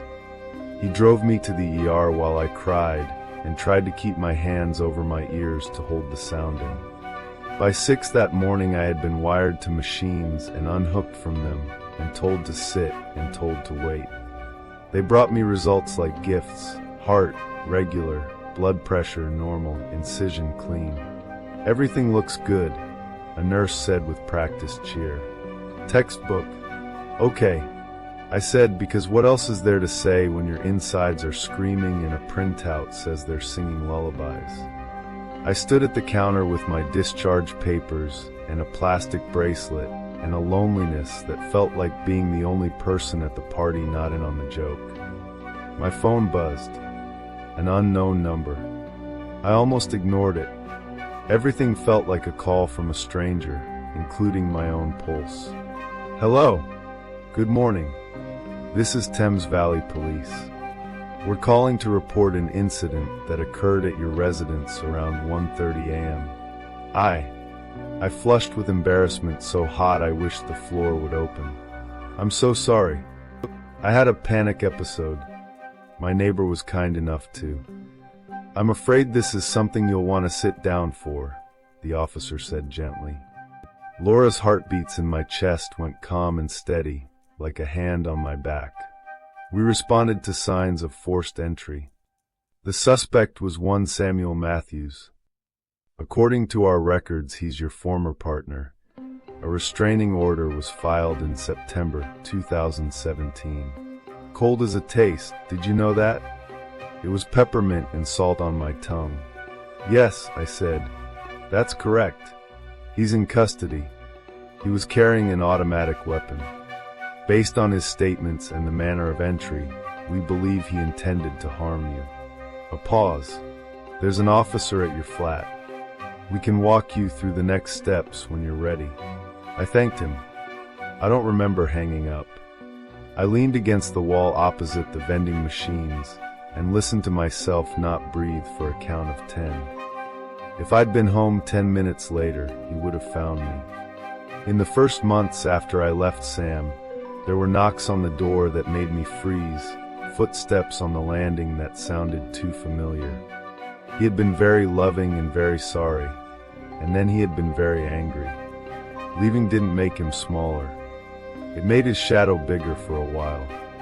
I had filed the paperwork and moved and learned to sleep in pieces. I had not forgotten the sound of his voice in a small space. Get out, Laura had said in my dream. The doctor had said everything was textbook. The textbook didn't have a chapter for this. On the surface of me, nothing was wrong. Inside, something foreign had spoken and then quieted. The thunder in my chest slowed to rain. I put my palms against the bandage and felt a heart I had sworn I would learn to call mine steady beneath my hand. A week later, they took the stitches out. I found a therapist who specialized in transplant recipients, which sounded like a niche podcast and turned out to be a lifeline. She told me it's common to grieve donors we've never met. She told me some recipients report cravings, dreams, reflexes that feel borrowed. She told me bodies tell stories in more ways than one. Cellular memory, she said, when I told her about the crescents on my palm. It's controversial, but grief isn't a science experiment. I kept expecting Laura's mother to call and never quite knew what I would say when she did. In the afternoons, I walked the long way around the park and named the trees like I had when I was a kid with a book. Plain, I'd say. Oak. I carried a pen and wrote the word thank you on my wrist and washed it off each night and wrote it again in the morning. Sometimes in the quiet late, I hear a heartbeat grow loud like a warning, and I get up and check the windows. I check the locks twice, and then I check them again. I am still me, and I'm not only me. When the fear climbs the stairs, I stand in the doorway of my bedroom and say out loud, to the room and to the chest that keeps me alive, we're safe. And the beat slows, and the silence lands. The marks on my hand faded, leaving pale rose scars in the shapes of moons. When I press my thumb into them, I feel something calm press back. Her mother had said Laura dedicated herself to women who needed help leaving. I think about that when the kettle clicks off and the flat is so quiet I can hear the electricity hum. I think about a window flung open and hair in a hospital breeze and eyes that open to say a hard thing kindly. "Get out," she told me. Not from my flat. From the second death I was about to hand myself. Sometimes I lie on my sofa and listen until I can tell which beat is mine and which beat is the one that made room for it. On good days they sound the same. On bad days I press both hands to my chest and say it again, because gratitude is better said twice. Thank you, Laura. And for the first time in my life, my weak heart doesn't feel weak at all. Here's a memory someone can't quite forget. The woman who never took off her wedding dress when I say Pauline lived across the street. What I really mean is she lived in a window I grew up looking through. 5 years older, the kind of neighbor you waved at on the walk to school and then pretended not to recognize at the grocery store, because adults were always half strangers when you were a kid. Our parents were friends. She babysat me once or twice. I remember glitter nail polish and the way she cut grilled cheese diagonally, like restaurant food. I was 21 when my mother volunteered me to help with the bridal shower. She said it like I needed civilizing, as if proximity to white frosting and ribbon might file my edges down into someone easier to seat at a wedding. I didn't tell her she had it backward. I didn't tell her that I felt more like myself around boys because they never asked me to pretend. Pauline was 26 and incandescent. She showed me the ruby on her finger like it was a sunrise you could wear. "We made a blood oath," she confided, turning the ring so it threw red freckles around the room. "First to die comes back and takes the other as soon as they can." "That's dramatic," I said, trying to fold tulle without laughing. "What if you break up? What if you marry other people?" She smiled like someone who'd never had to learn that hope could be dangerous. "We won't. We're soulmates. Sometimes naivete is a perfume. It makes everything around it smell sweeter, even if you don't believe in the scent." Pauline had that gift. By the end of the shower, she had all of us, even her practical friends with office jobs and calendar apps, debating wingspan and afterlives. "In the beginning, memories are foggy," she told us, conspiratorial and glowing. "But that's why we did the oath. So we'll remember." "And then what?" I played along. "You wake up in the big blank and we'll each other back across. I like to think we grow wings." She lifted her shoulders, half shrug, half prayer. "And we fly." I could have rolled my eyes. Instead, I let myself get pulled into her orbit. I had time to spare back then, college classes, no rent, a summer shaped like a soft chair. And Pauline was the kind of bride who made fittings feel like dress up rather than combat. Cake tastings, veil shopping, little bouquets pressed against mirrors. She never once cried the bitter tears of a woman who thinks she can force a day to be perfect. She was simply happy. It was easy to orbit happiness. Then there was Aiden. He fit beside her like an answer. Together they made rooms warmer. The air around them softened. I'm not sentimental by nature, but I can still taste how sweet the world seemed when they were in it, like a marshmallow melting right on the heart. Their wedding day arrived 6 months after the shower, simple and exact. Not big, not small. Just right, like they had invited everyone the story required, and no one extra. Except the story miscounted. Pauline arrived, late, glowing, a cliché made holy, and there was a ripple through the crowd. Aiden wasn't there. Her smile held its line.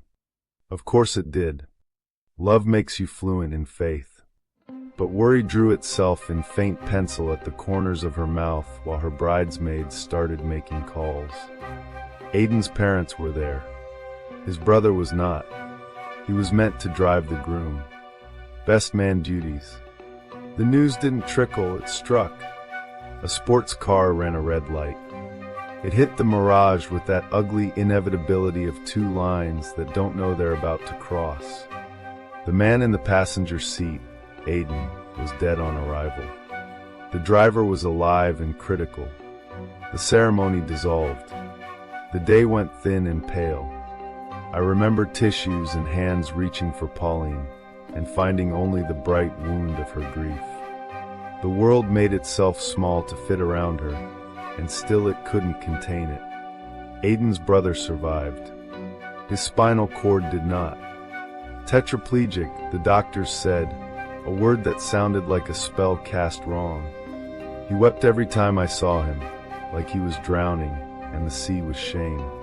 It should have been me, he said to anyone the nurses would let near enough. House for sale. Registry canceled. Pauline moved back into her old room with the pink walls that had watched her grow up. Her parents worked office hours, the machinery of ordinary life grinding on, and so her friends and I took shifts. Breakfast companion, midday companion, someone to sit with her until the sun went down and the window went black. I say sat with, but that implies presence. Pauline was somewhere else. We were the ghosts. She would not take off the dress. She waited by the front window all day, lace pooling at her ankles like a broken cloud, and cried all night until the silk went salt stiff. He'll remember, she whispered like a mantra. He'll wake up and he'll remember.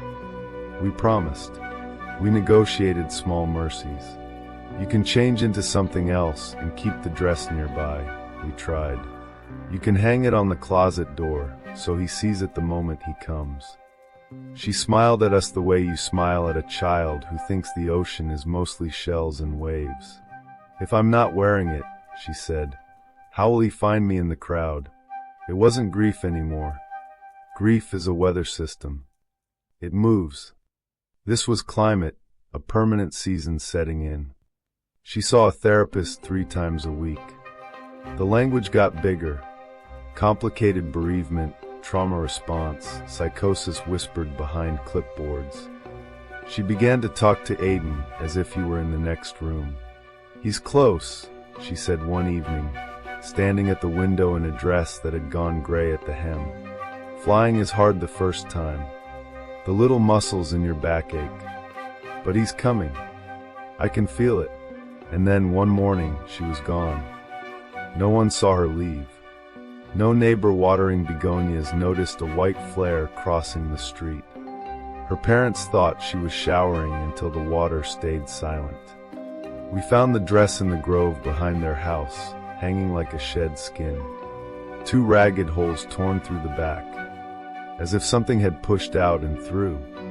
Afterward, grief turned lighter. Her mother pressed the ruined dress to her face and inhaled and said, "He came." In the voice of someone who believes she's just heard her daughter's laughter from the next room. At the memorial service, people said luminous things. She's with him. He kept his word. Some loves are larger than the laws. It was easier to carry a miracle than a corpse. So we chose the miracle. You asked what I believe. I told you once I don't have that luxury. Belief implies options. I was the one who found her. That's what made it inevitable. I had come over with flowers to trade for a shower. Her mother was late at work. The house was too quiet for a place that had been a theater of crying. Pauline's room was tidy in that eerie, careful way of people who keep making beds no one sleeps in. The window was open. The air was complicated. Roses from the yard, sweat, something metallic our noses pretend not to know. I found her in the bathroom. The tub was half full and pink. Her hair fanned out like seaweed. Her dress lay in a damp pile on the tile. She looked, asleep is the word we use to make our mouths cooperate. She was dead. There are raptures we will build for the people we love because the alternative is unendurable. What I did next is not a confession. It's a record. Horror makes the body efficient. I became a person who could do impossible things because they had to be done. I could not hand Pauline back to a system that would strip her to a tag and a case number. I could not let suicide be her last word. Not when it would be read as failure instead of flight. Not when every person who had loved that dress needed its mythology more than they needed an autopsy. I worked. I carried. I scrubbed. The specifics are mine to live with. The point is the dress. I took it to the grove out back where the cicadas made the air sound electric, and I cut 2 holes through the bodice, ragged and round where shoulder blades become machinery. I pressed the fabric so the tears looked like they had been made from the inside. I hung the dress in the crook of a low branch, careful, almost reverent. When I stepped back, the white looked like a ghost mid-molt. That part, the altering, felt like mending. Like taking a story already told and making sure it ended where it should, with wings. We all slept better after. Even me, in the few hours a night's sleep would come. Pauline's mother stopped listening for footsteps in an empty hallway. The neighbors stopped scanning the sky. Aiden's brother sent a note from the rehab center, a shaky, "I'm glad she isn't alone." Officers stopped knocking with gentle questions. We returned the dress to a closet and locked it up with her baby shoes and her school portraits and the clay handprint that used to live on the mantle. Every now and then someone will ask delicately, "Do you really think?" and trail off to give me room to mythologize. I don't say yes. I say, it fits her, doesn't it? Which is true. Was Pauline's death romantic? No. There is nothing romantic about bone weight and cold water. But her life was, and her love was, and the day she deserved was a day with a white dress and a promise kept. So I gave her that. I made the story fit the girl. Maybe you think that makes me a liar.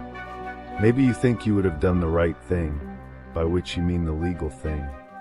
I don't need your approval.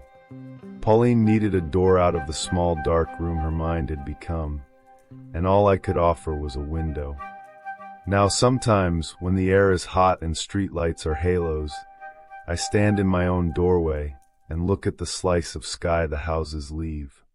I picture Aiden in his suit and Pauline in that dress, not the ruined one, the first one, and I let myself imagine wings. She would have liked that. She would have liked the parts of the story no one can fact-check. We make oaths all the time to people we love. We say, first to die finds the other. We say, I'll never leave. We say, I'll help you. Only some of those promises are possible. This was the one I could keep. Now let's wander into another strange experience. Title. She only speaks in sleep. It started slowly, like the soft creak of an old house settling for the night. Her voice would drift out in the dark, low, strange, not quite her own. At first, I thought it was nothing, just the mind wandering in sleep. But the things she said, the things she couldn't possibly know, that's when I realized she was never really alone in her dreams. I was in love with her, utterly, irrationally, breathlessly in love. It wasn't the kind of love you speak of in soft poems or fleeting glances. It was the kind that crawled beneath the skin and refused to leave. The kind that took root in the marrow of my bones and whispered her name between heartbeats. I would watch my phone, praying for her name to light up the screen. I'd stop myself, sometimes mid-text, terrified she'd see the desperation bleeding through every word. But still, I couldn't help it. She consumed me. We hadn't been together long. A couple of months at most. Just that early stage, bright with curiosity, weighted with potential. That period where every little gesture feels monumental, a glance, a laugh, a shared silence. And yet, despite the sweetness, something lingered beneath it. A tension, a strangeness. We'd never spent the night together. No matter how late the hour or how warm our closeness, the moment sleep became a possibility she would leave. Gently, kindly, always with a kiss and a whispered, "Call me soon." At first, I thought little of it. People had boundaries. But after 8 weeks of this delicate dance, I couldn't help but wonder. One evening, with most of a bottle of wine in my blood and courage rising in my chest, I asked. Her smile faded, replaced by a quiet hesitation. Her eyes dropped to her lap. I watched her fingers twist nervously at the pendant around her neck, the way she always did when she was frightened. "I've been meaning to talk to you about that," she murmured. "It's my sleep. I talk in it." I laughed gently, thinking she was joking. That was it. Sleep talking? But she wasn't laughing. "No," she said, firmer now. "It's not normal. Not just mumbling or nonsense. It's dark. Awful even. The things I say, they scare me. I don't even recognize the voice." I took her hand, told her it couldn't be that bad, that maybe she was just dreaming stress out of her system. I convinced her to stay, to sleep beside me. I promised I wouldn't judge. I wish I hadn't. Before we turned in, she looked at me with serious, almost pleading eyes. "Whatever happens, don't wake me. And don't respond. Just leave the room if you need to. Please." I nodded.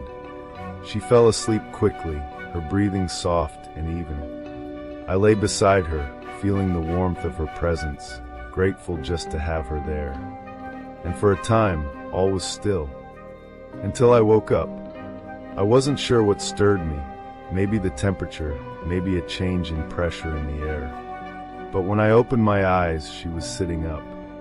The outline of her form, barely lit by moonlight, was stiff, rigid, her back straight, her head tilted slightly downward, looking at me. She didn't move, didn't blink, and then as she spoke, "I'll chew the skin from your bones."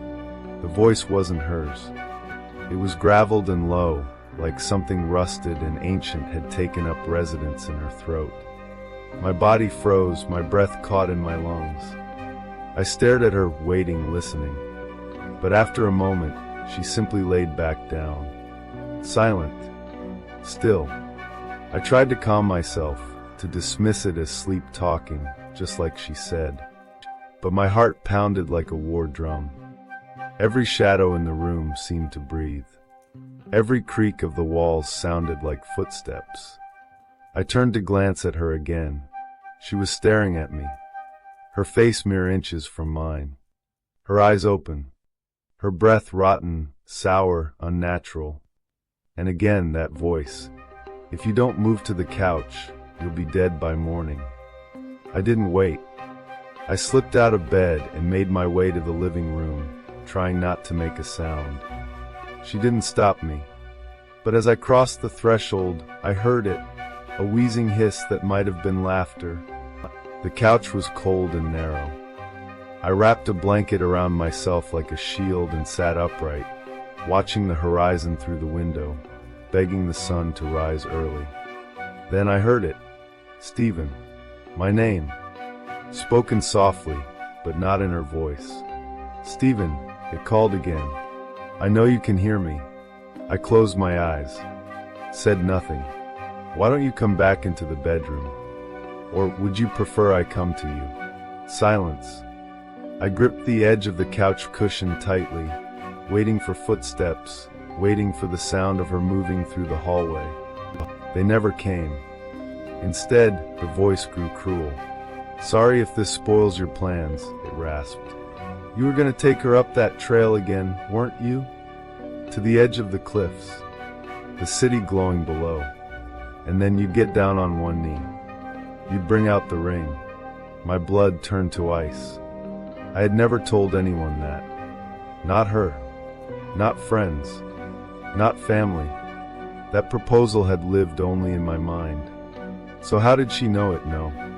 Laughter then. Low, amused, and distant. The kind of sound you might hear echoing through an abandoned house long after dark. This wasn't just sleep talking. This was something else. Possession, or something like it. A presence. and it knew me, deeply, intimately, like it had been whispering in my own thoughts for weeks, maybe longer. I sat on the couch, unmoving. The voice from the bedroom would return every so often, sometimes giggling, sometimes muttering in languages I didn't understand. But I never responded. I remembered what she'd said. And yet, as the hours crept by and the sky began to lighten, one thought haunted me more than any other. What if the obsession I felt for her, the overwhelming, painful, all-consuming desire, hadn't been mine at all? What if it was planted, grown like a seed in my chest by something old and cunning? Something looking for a new host? I used to think my feelings were romantic. Now I feared they were symptoms. The sky is pale now. Morning is near. She hasn't come out of the bedroom, not yet. But I can still hear her voice soft and cruel behind the door. I should leave. Walk out. Never look back. But I can't. I sit here, writing this, still waiting for a text from her, even though she's just a room away. Still hoping she'll say my name in her voice. But I know it won't be her who speaks. And I know I won't be able to leave. I'm infatuated with her. Utterly infatuated. As you settle in, listen to what happened next. Title. The room was never empty. I spent most of my life guarding the edges of a dream. A place where laughter echoed and sunlight danced on painted streets. They called it the happiest place on earth. But every dream casts a shadow. And sometimes the shadow swallows you whole. For more than 2 decades, I watched over the guests. 23 years of familiar faces and swirling crowds, of lost balloons and little hands clinging to stuffed animals. I kept order, swept up the small disasters, broken souvenirs, tired children, a scuffle here and there. Time moved gently at first. Then the walking and heat began to weigh on my bones, so I found myself working in one of the old resorts. The air was always cool, the halls echoing with distant laughter and the soft hush of carpet underfoot. Families came and went, exhausted, hopeful, sometimes at the breaking point from the weight of their own expectations. Arguments, tears, the stress of making memories. Sometimes I'd get called to knock quietly on a door, to remind a mother and father to take a breath, to step away from each other and remember why they came. Usually that was enough. People just needed a moment, a chance to start over. But nothing I'd seen could have prepared me for what happened 3 nights ago. It started with a room, one of many, meant to turn over like clockwork, cleaned and prepared for the next set of smiling faces. Housekeeping noticed it first. Guests were long past due to leave, but everything remained. Suitcases neatly lined up, toys abandoned mid-play, clothes still folded on the bed. Even the snacks were untouched, as if the family would return any minute to finish what they'd started. I checked the reservation, a family of 4. 2 adults, 2 children. I tried calling the numbers on file, no answer. Only voicemails lost in the void. The manager and I agreed to collect their things and hold them safely until someone came back. I kept digging, trying to put together a story. The family had checked in 5 days earlier.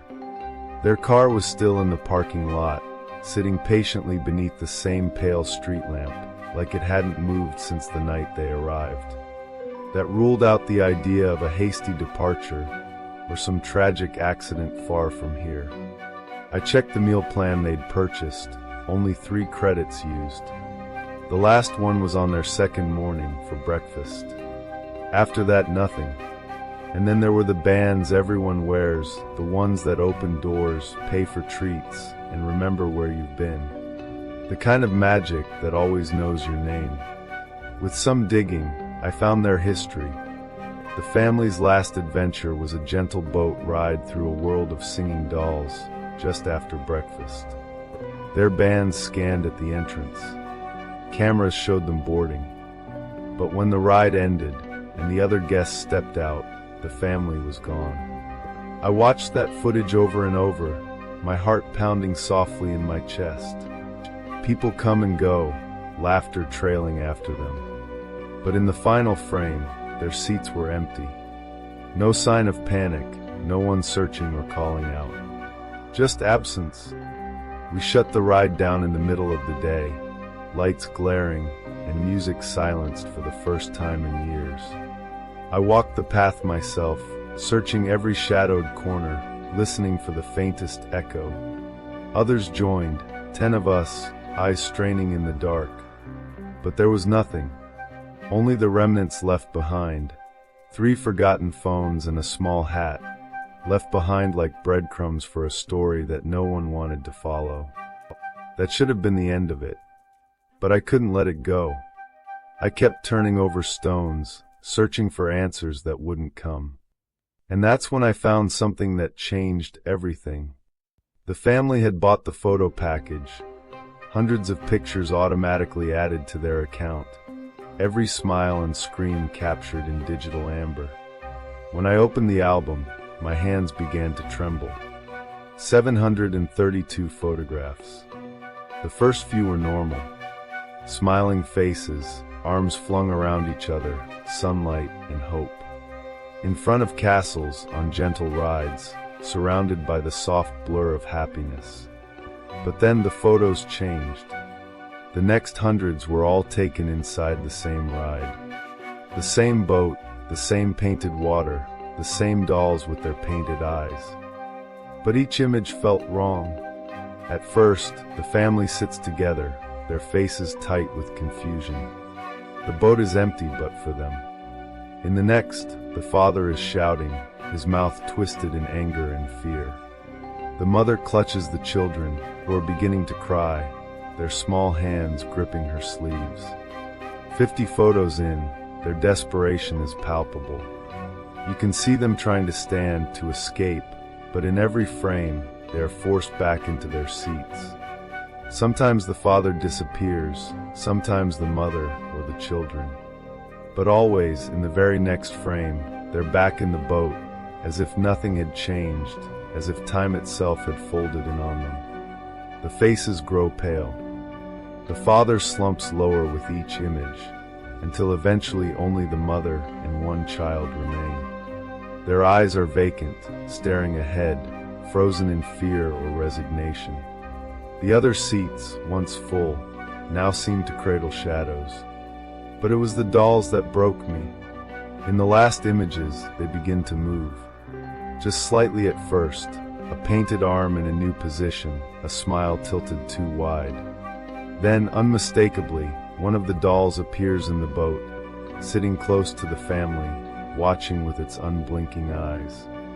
Even now, I can feel their presence, heavy and cold in the pit of my stomach. I closed the album, but the file kept growing. New photos appearing, even though the family was nowhere to be found. I watched the cameras as the police arrived, their faces hard and uncertain. Soon, I would hand this nightmare over to someone else, but I knew in my heart what the official story would be. Lost, missing, a family that simply vanished. But they didn't vanish. I sit in the silent hallway, the echo of distant laughter barely reaching me. My badge feels heavy in my hand. I know the story will be buried, rewritten into something safe and forgettable. But the room is still full of their things. Their car still waits in the lot. And somewhere, deep inside that painted world, the dolls are still singing. I won't go back in there. Not ever again. But I know where they are. And now, so do you. Another story whispered in the darkness. Title. The painting in the shadows, they say a house holds echoes of the people who live within it. But sometimes what haunts a home is older, colder, and painted in oils.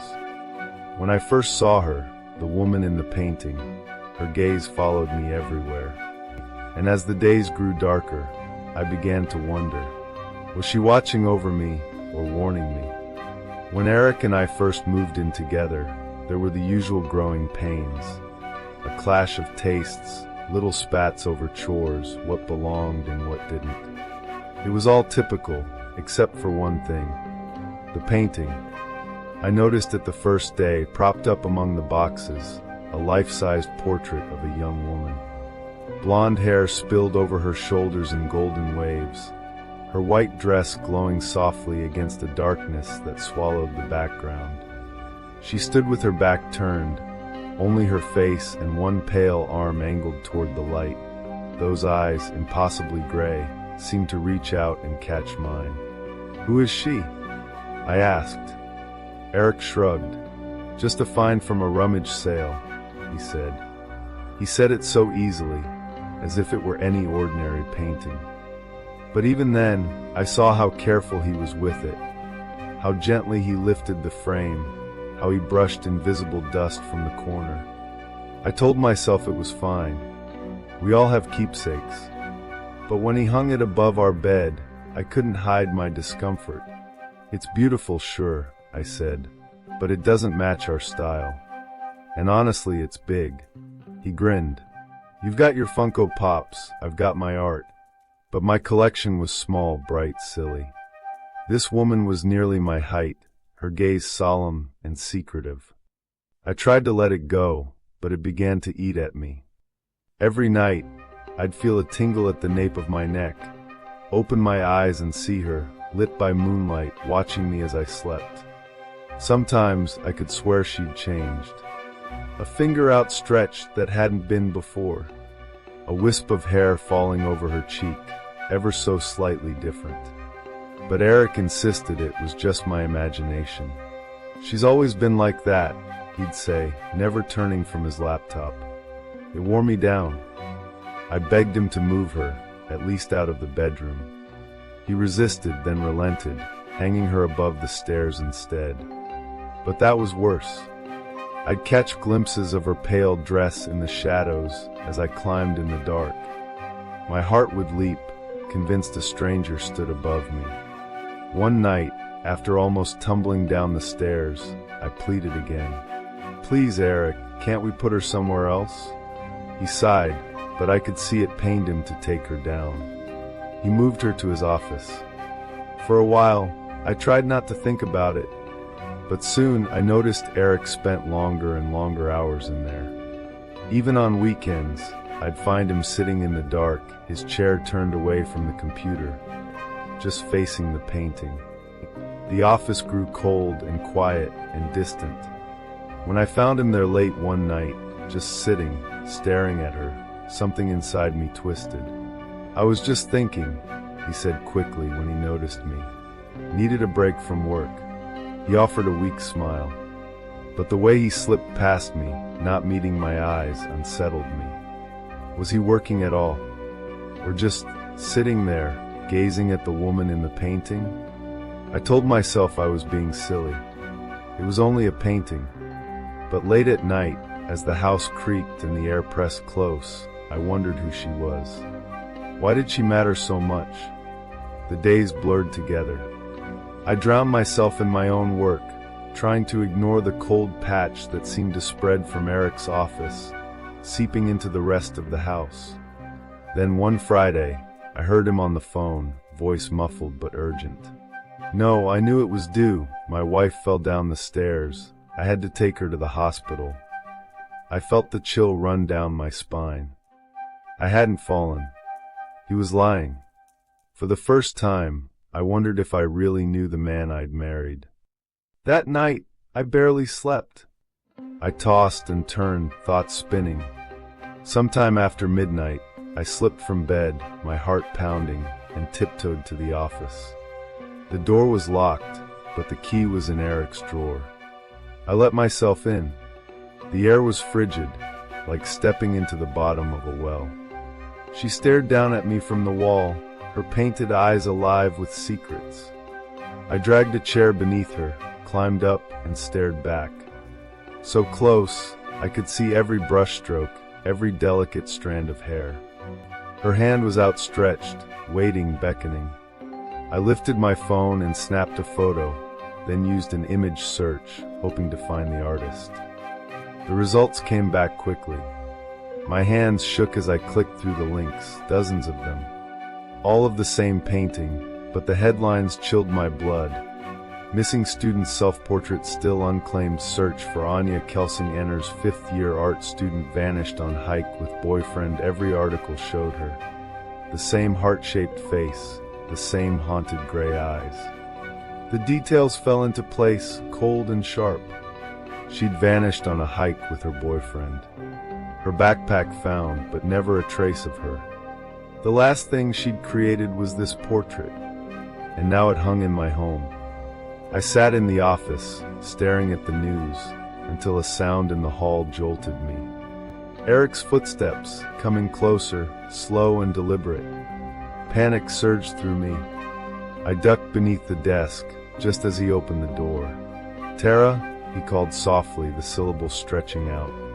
The sound of the chair scraping above me.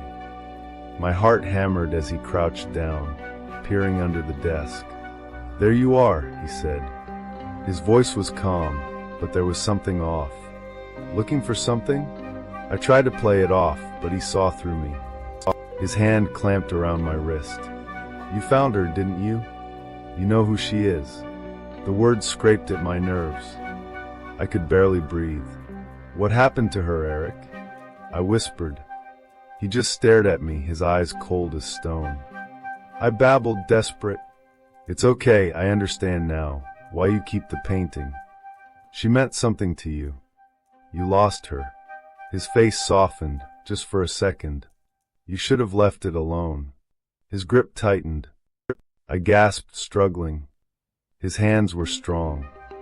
I knew in that moment that I was in danger. But then a sudden, violent crash. We both jerked around. The painting had fallen from the wall, landing face up on the floor. Her eyes, gray, glassy, seemed to pierce the room. Eric's grip loosened. Instinct took over. I broke free, scrambled to my feet, and sprinted out the door. I flew down the stairs, Eric just behind me. I threw open the front door and screamed into the night. Neighbors' lights flicked on, voices calling out. Eric tried to drag me back inside, but it was too late. Help was coming. The police arrived quickly. In Eric's office, they found a hidden box, a pair of gold earrings. The same ones Anya had worn in her last photograph. The evidence mounted. Anya's story began to unravel, piece by piece. Eric was charged, taken away, his eyes never leaving mine. They say paintings capture a soul. Sometimes I wonder if hers lingers here, if Anya watched over me that night, the night the painting fell. Now her portrait hangs in my foyer. Every day I pass her gaze, quiet, searching, eternal. New details reveal themselves in the shifting light. A secret smile, a tear at the corner of her eye, a shadow behind her shoulder. And sometimes when the house is still, I feel a presence, soft and cold, watching, waiting, protecting me from the darkness that once lived within these walls. This next tale is as mysterious as midnight. Title: What Lies Beneath Her Face. Some people say we're all wearing masks. But what if, when night falls, the one you love slips off her skin and begs you gently not to look beneath? My wife warned me from the start, but in the soft shadows of our home, curiosity is its own kind of curse. Samantha told me her secret on our third date. We were curled together on her sofa, the end credits of a film rolling quietly in the background, when I leaned in to kiss her. Her hand darted up, stopping me just inches away. "There's something you should know," she whispered. My heart lurched, bracing for the usual. "I'm not ready. It's not you." Instead, she said, calm and grave, "I have a removable face." I almost laughed. I thought she was joking, spinning some clever metaphor. But she only gazed back at me, serious, unwavering. "No, my face is literally removable. Look, see the seam?" She traced her jawline, guiding my eyes to the faintest of lines where her skin met her throat. Up close, in the low light, It was there, a transition so delicate you could miss it, but unmistakably unnatural. She continued, her voice even. Don't ask why or how. I can't tell you. If that's a problem, you should go now. I want to take this further, but this is who I am. I stared at her, searching for some sign of what I didn't know. Okay, I said finally. So what? You have a removable face. It's a good one. She smiled, a real smile, warm and relieved. But there's a rule. Once a day, usually at night, I have to take it off to clean it. If I don't, it rots. While I do this, you must never look. Never. Do you understand? I nodded, feeling strange and lost. Never look. Got it. She stood and disappeared into the bathroom, leaving me with my thoughts and the hush of the empty apartment. I paced, wrestling with impossible images. Was it a disfigurement, some strange prosthetic? Was she beneath it, all scars and wounds? Or was it something far stranger than that? By the time she returned, her smile was back in place. I saw only the face I'd come to know, and I found myself falling in love, deeper and deeper, with every day that passed. Time passed. We moved in together, built routines, shared a life. Most days, it was easy to forget. The face she wore was perfect, warm, expressive, almost impossibly natural. Only when the light caught her jaw just so, or when I caught a fleeting glimpse of her in the mirror, did I remember the secret she kept. Every evening, she would disappear into the bathroom. Sometimes for an hour, sometimes more. The door would close with a soft click, and I would be left alone, curiosity gnawing at me like a living thing. I tried to ignore it, but sometimes I asked gently about what lay beneath. She never grew angry, just quietly reminded me, you know you can't see it. You know I can't tell you. I respected her wish. That was love, I told myself. Even so, I wondered, was she protecting herself or protecting me? I never told anyone about Samantha's secret. Not until my bachelor's party, beneath a dawn sky on the wild cliffs of Big Sur. My oldest friend Chris and I were still awake, laughing, sharing secrets. On a whim, I told him about Samantha's removable face. He gawked, then grinned, thinking I was making it up. But when he realized I was serious, he asked all the questions I'd asked myself. What was underneath?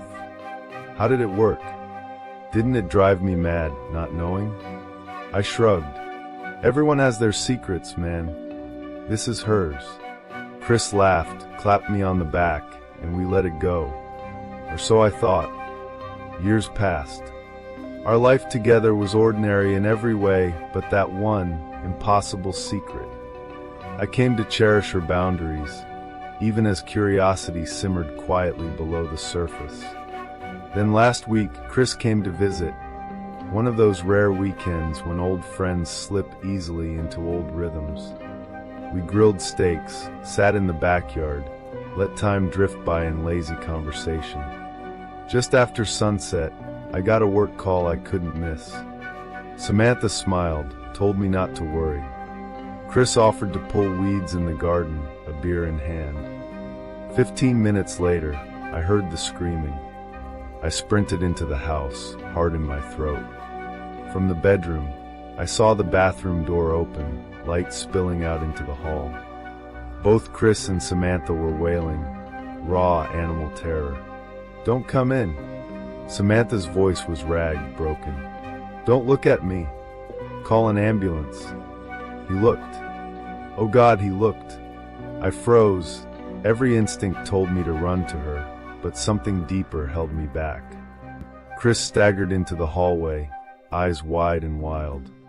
He clutched a twisted paperclip, used to pick the lock, and now he was jamming it into his eyes, screaming wordless gibberish, clawing at his own face in blind panic.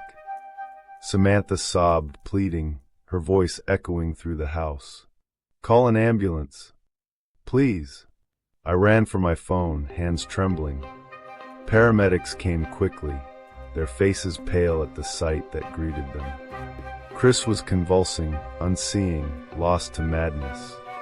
Samantha sat beside him, her face hastily reapplied, but lopsided wrong. The smell of rot hung faintly in the air.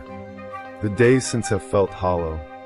Chris remains in a psychiatric ward, under suicide watch. He is blind, mostly catatonic, though sometimes he thrashes, muttering horrors no one can understand. The doctors search for causes, drugs, trauma, psychosis, but I know the truth. I lied to the police, told them it was a bad reaction to mushrooms. What else could I say? The world isn't built to hold stories like Samantha's. My wife floats through the house like a ghost. She still tends to her face each night, but now the routine is careless. Her features sometimes crooked, her skin too loose or too tight. The scent of decay lingers. She blames herself, retreats behind closed doors. Nothing I say comforts her. It's not your fault, I whisper. He knew. He broke the rule. She shakes her head, hollow-eyed. One look. That's all it takes. I told you never to look. Sometimes I find myself wondering, dangerously, hungrily, what could be so terrible beneath her mask? What kind of truth could drive a man to madness with a single glance? I haven't looked, but every night, as the house settles and the shadows grow long, my curiosity grows too. Some secrets, once seen, can never be unseen. We all wear masks, don't we? Some just fit more perfectly than others. But now, as the silence of night deepens and Samantha disappears into the bathroom, I sit alone with the question that's devouring me from the inside. If you could know the truth, would you really want to see it? I hope I never find out. Let me tell you about another restless night. Title: Mr. Brown Sticklegs. They say children fear the monsters in the dark, but sometimes the shadows only want to talk. I spent my nights haunted by a creature with glowing red eyes, my sleep paralysis demon. But as the years slipped by, I learned that not every monster comes to do harm, and some may just be watching over you. My first memory of sleep paralysis is woven through with moonlight and the faint glow of a digital clock. I was 10, fresh from a family trip to the movies, still buzzing with laughter and a belly full of popcorn. My mother tucked me in, soft and safe. I drifted off, not knowing that, by dawn, something old and strange would slip into my world. I woke to a peculiar stillness. My body was heavy, arms and legs pressed down, as if I was sunk beneath a gentle tide. I tried to call out, but my lips wouldn't move. A sound, half-groan, half-sigh, escaped, lost in the silence. Terror crept up, icy and slow. Was this what death felt like? Awake, but trapped within a body that would not answer? I imagined myself in a coffin, silent and screaming, as the lid closed tight above me. But then a presence.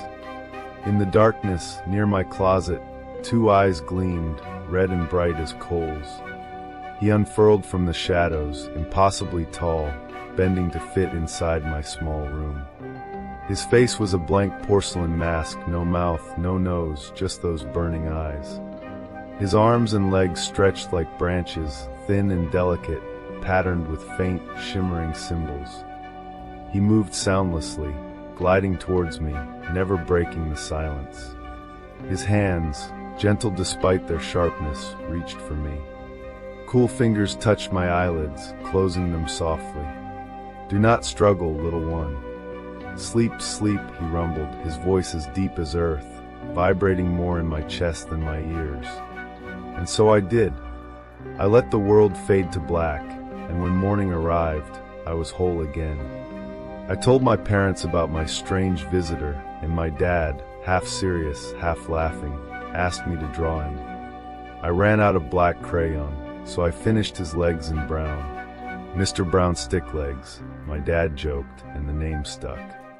The next night, my dad did a sweep for the monster, whistling like he was calling a pet. Laughter made the shadows seem a little less heavy. But when the lights went out and the house was still, I searched the darkness for those eyes. Fear lingered, quiet and expectant, until sleep pulled me under. He returned a few weeks later, on the edge of a new school year. This time, I woke to find him perched above me, his mask inches from my face. My breath caught, a wordless scream stuck in my throat. "Hush, child," he said, holding up a crumpled page, my own drawing of him, rough and cheerful. "I found the picture you drew of me. So I drew a picture of you. Do you like it?" He tucked his drawing beneath my pillow, then closed my eyes again. The next morning, I found his gift.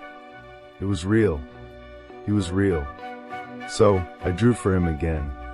Each night, I left a new sketch beneath my pillow, him in blue jeans, or with a silly hat, or standing beside a smiling stick figure version of me. I wrote him a letter, 2 childish questions, hopeful, curious. What is your name? Why do you visit? Why can't I move? You look scary, but you seem nice. I hope we can be friends. I never expected an answer. Weeks passed. Then, on a cold morning at Thanksgiving, I opened my eyes to find him there, brighter than before. He held up my picture, nodding solemnly. "I do not have a name you could speak, but I am happy to be Mr. Brown Stick Legs. I am ageless. I do not go to school. I visit to feed on the energy of your soul." My heart thudded, fear fluttered in my chest. "Let me explain. Your soul is an ocean, vast and endless. I take only a sip, a single glass from all that water. You replenish more than I could ever consume, not even in 1,000 years." As he spoke, I saw it all, waves crashing, rain falling, endless blue. "Does that make you feel better?" In my mind I nodded. "When we meet, your body cannot move. Our worlds overlap, just for a moment, at the edge of waking. But if you try, you can speak to me with your thoughts. And if you keep drawing, I'll keep answering." His fingers brushed my brow, and I slept, calm and dreamless. Years slipped by. I filled sketchbooks with drawings, my family, my cat, my house, my world. When I had questions, I wrote them down, tucking them beneath my pillow. I longed for his visits, but they were rare, fleeting as dreams. As I grew older, life became more tangled. My family struggled. My father lost his job, and laughter faded from our home. My art grew darker, shadows, skulls, and restless things. I drew the dark ones too, great, monstrous beings, imagined in charcoal and fear. Mr. Brown Stick Legs returned sometimes. He leafed through my sketches, quiet and watchful. "Your soul tastes different now," he murmured once, sadness in his red eyes. "Why do I feel so empty?" I asked. "Sometimes we pour too much out. Sometimes the world is too heavy. But you're not empty, child. Even salt flats flood again given time." But I didn't believe him. Not then. My life unraveled. Darkness seeped into every corner. My father was gone. My mother, lost in her own grief, retreated from the world. I drifted away from friends, from hope, from myself. Art was my only solace. Sometimes I saw Mr. Brown Stick Legs in those lost, lonely nights, but always from a distance. Eventually I fell. Addiction claimed me, dragging me into the hollow places between dreams. I reached for the void, calling out to the dark ones, but only emptiness answered. One night, after too much, after everything, I woke in a hospital bed, a faint beep tethering me to life. Mr. Brown Stick Legs was there, his red eyes sorrowful. "What have you done to yourself, child?" In my mind, I stood in a salt flat, dry and endless. "This is your soul now. Nothing left to drink." Tears burned. "Can I ever be whole again?" I pleaded. He touched my brow. A gift for the girl who gave me pants. A single tear fell, and then warmth returned. I awoke, truly awake, for the first time in years.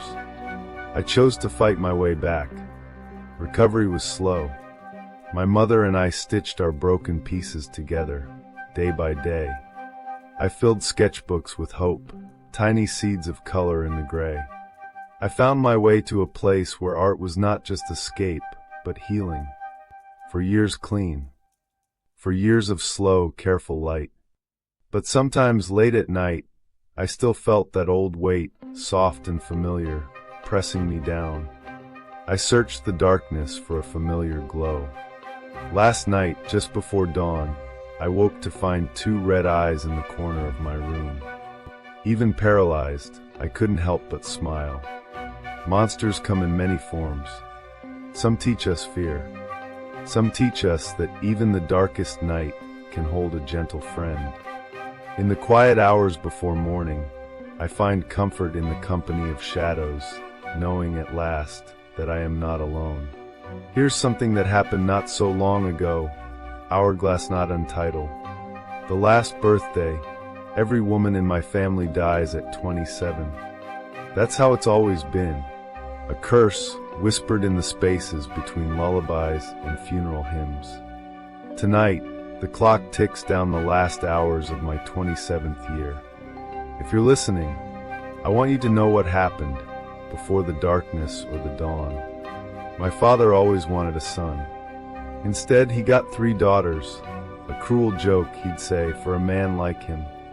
He hated us all, but I, his youngest, the last thing my mother gave the world before she slipped away, was his special disappointment. He tried to beat the softness out of me, tried to shape me into something he could stand to look at. But cruelty never turned me to stone. It only made me hard to break. My mother died when she was 27. I was 4. The coroner said it was some strange flaw in her heart. But my father had another story, a family curse. Every woman dead before 28. He told me this in slurred, stinking whispers, his grief tangled with hate. I wanted to believe it was just drunken talk. But then I lost both my sisters, just months before they could see their 28th birthdays.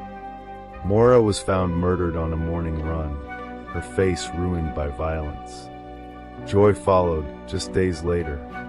I found her hanging, still wearing the black dress she'd chosen for Maura's funeral. After that, birthdays felt like omens, not celebrations. I marked each year with dread, watching the calendar bleed toward the end. Why make plans, why reach out, when everything slips away? I locked myself in, windows shuttered, doors barricaded, phone calls ignored. The world outside grew quiet, until it was just me and the shadow of a date on the horizon. This last year has been a slow, silent unraveling. I became a ghost in my own home, waiting for the axe to fall. I told myself if I made it to dawn on my birthday, I'd accept whatever came for me. But as the hours ticked by, something changed. It started with phone calls, a blocked number, ringing at odd hours, never leaving a message. Then came the knocking, soft at first, then insistent, echoing through the lonely halls. Some nights I pressed myself beneath the covers, heart racing, refusing to answer. Tonight, my last night at 27, I tried to drink the fear away. It didn't work. I fell into a restless sleep, a sleep filled with half-seen faces and a hollow ache. When I woke, the door to my bedroom was ajar. At first, I saw nothing, just the soft spill of lamplight, the familiar clutter of my life. But then, behind the door, 2 figures, motionless, their shadows swallowing the pale morning. I froze, breath locked in my throat. As they stepped into the room, the memories crashed down, my sisters. Joy stood in the black dress she'd died in, her head tilted at an impossible angle, eyes distant and grieving. Maura was beside her, her features broken and unrecognizable, her mouth a ruined wound. I whimpered, clutching my knees to my chest. "Are you here to take me?" I whispered. Joy moved closer, her neck creaking softly. She bent, and I felt the cold press of her lips against my ear. She tried, she rasped, voice torn and thin. "What do you mean?" I begged. She tried to speak again, but nothing came. Mora lifted her hand, battered and trembling, and pounded her fist against the bedpost, over and over, a warning that rang through my bones. The sound built until I shut my eyes tight, wishing it away, and when I opened them, the room was empty. The sun was rising. It was June 7th, my birthday. I checked the time. I was born at 9:26 a.m. I had 3 hours and change left, if the curse was real. I hid beneath the covers, hoping to let the end come softly, to slip away as my mother did, quiet, unseen. But then another knock. Not a ghostly pounding, but a measured, ordinary sound. Something about it made me sit up, heart fluttering with uneasy hope. I called out, voice trembling, "Who's there?" A man replied, his tone unfamiliar, calm. "Just a letter for you, miss." "Slide it under the door," I said, barely above a whisper. A bright yellow envelope slipped through. I waited until the footsteps faded, then put on gloves to touch it. My name, in unfamiliar handwriting. No address. I opened it. On the front, "Daughter, you're 27. Inside, a note, soft, flowing script. "If you're reading this, your father has killed me. Don't believe the stories. I did not die of natural causes. I did not kill myself. I would never leave you. The truth is, I found out what our curse really was, and I told him. He was planted in my life by those who wished to end our line. What we have is not a curse. It is a gift, a power that awakens at 28, the power to heal and the power to harm. You were always strong, strong enough to survive, strong enough to endure. If you're reading this, I know you've made it. Happy birthday, my love. I am with you always." Mom, I let the card fall to the floor, hands shaking. My sister's visits, warnings not threats. My father's violence, born not of fate, but fear. As I sit here now, I feel it, something waking inside me. A strange, thrumming energy in my bones, like stormlight under the skin. I reach for the towel at the base of the door, and it slides across the floor at my command. I have 2 hours and 32 minutes left. I'm not afraid anymore. I think for the first time, I know what it means to survive. And when the clock strikes 9:26, I'm going to visit my father. He's waited long enough. Some curses are only waiting to become gifts. Some ghosts linger to keep us safe. And sometimes, the last candle burning in the darkness is you.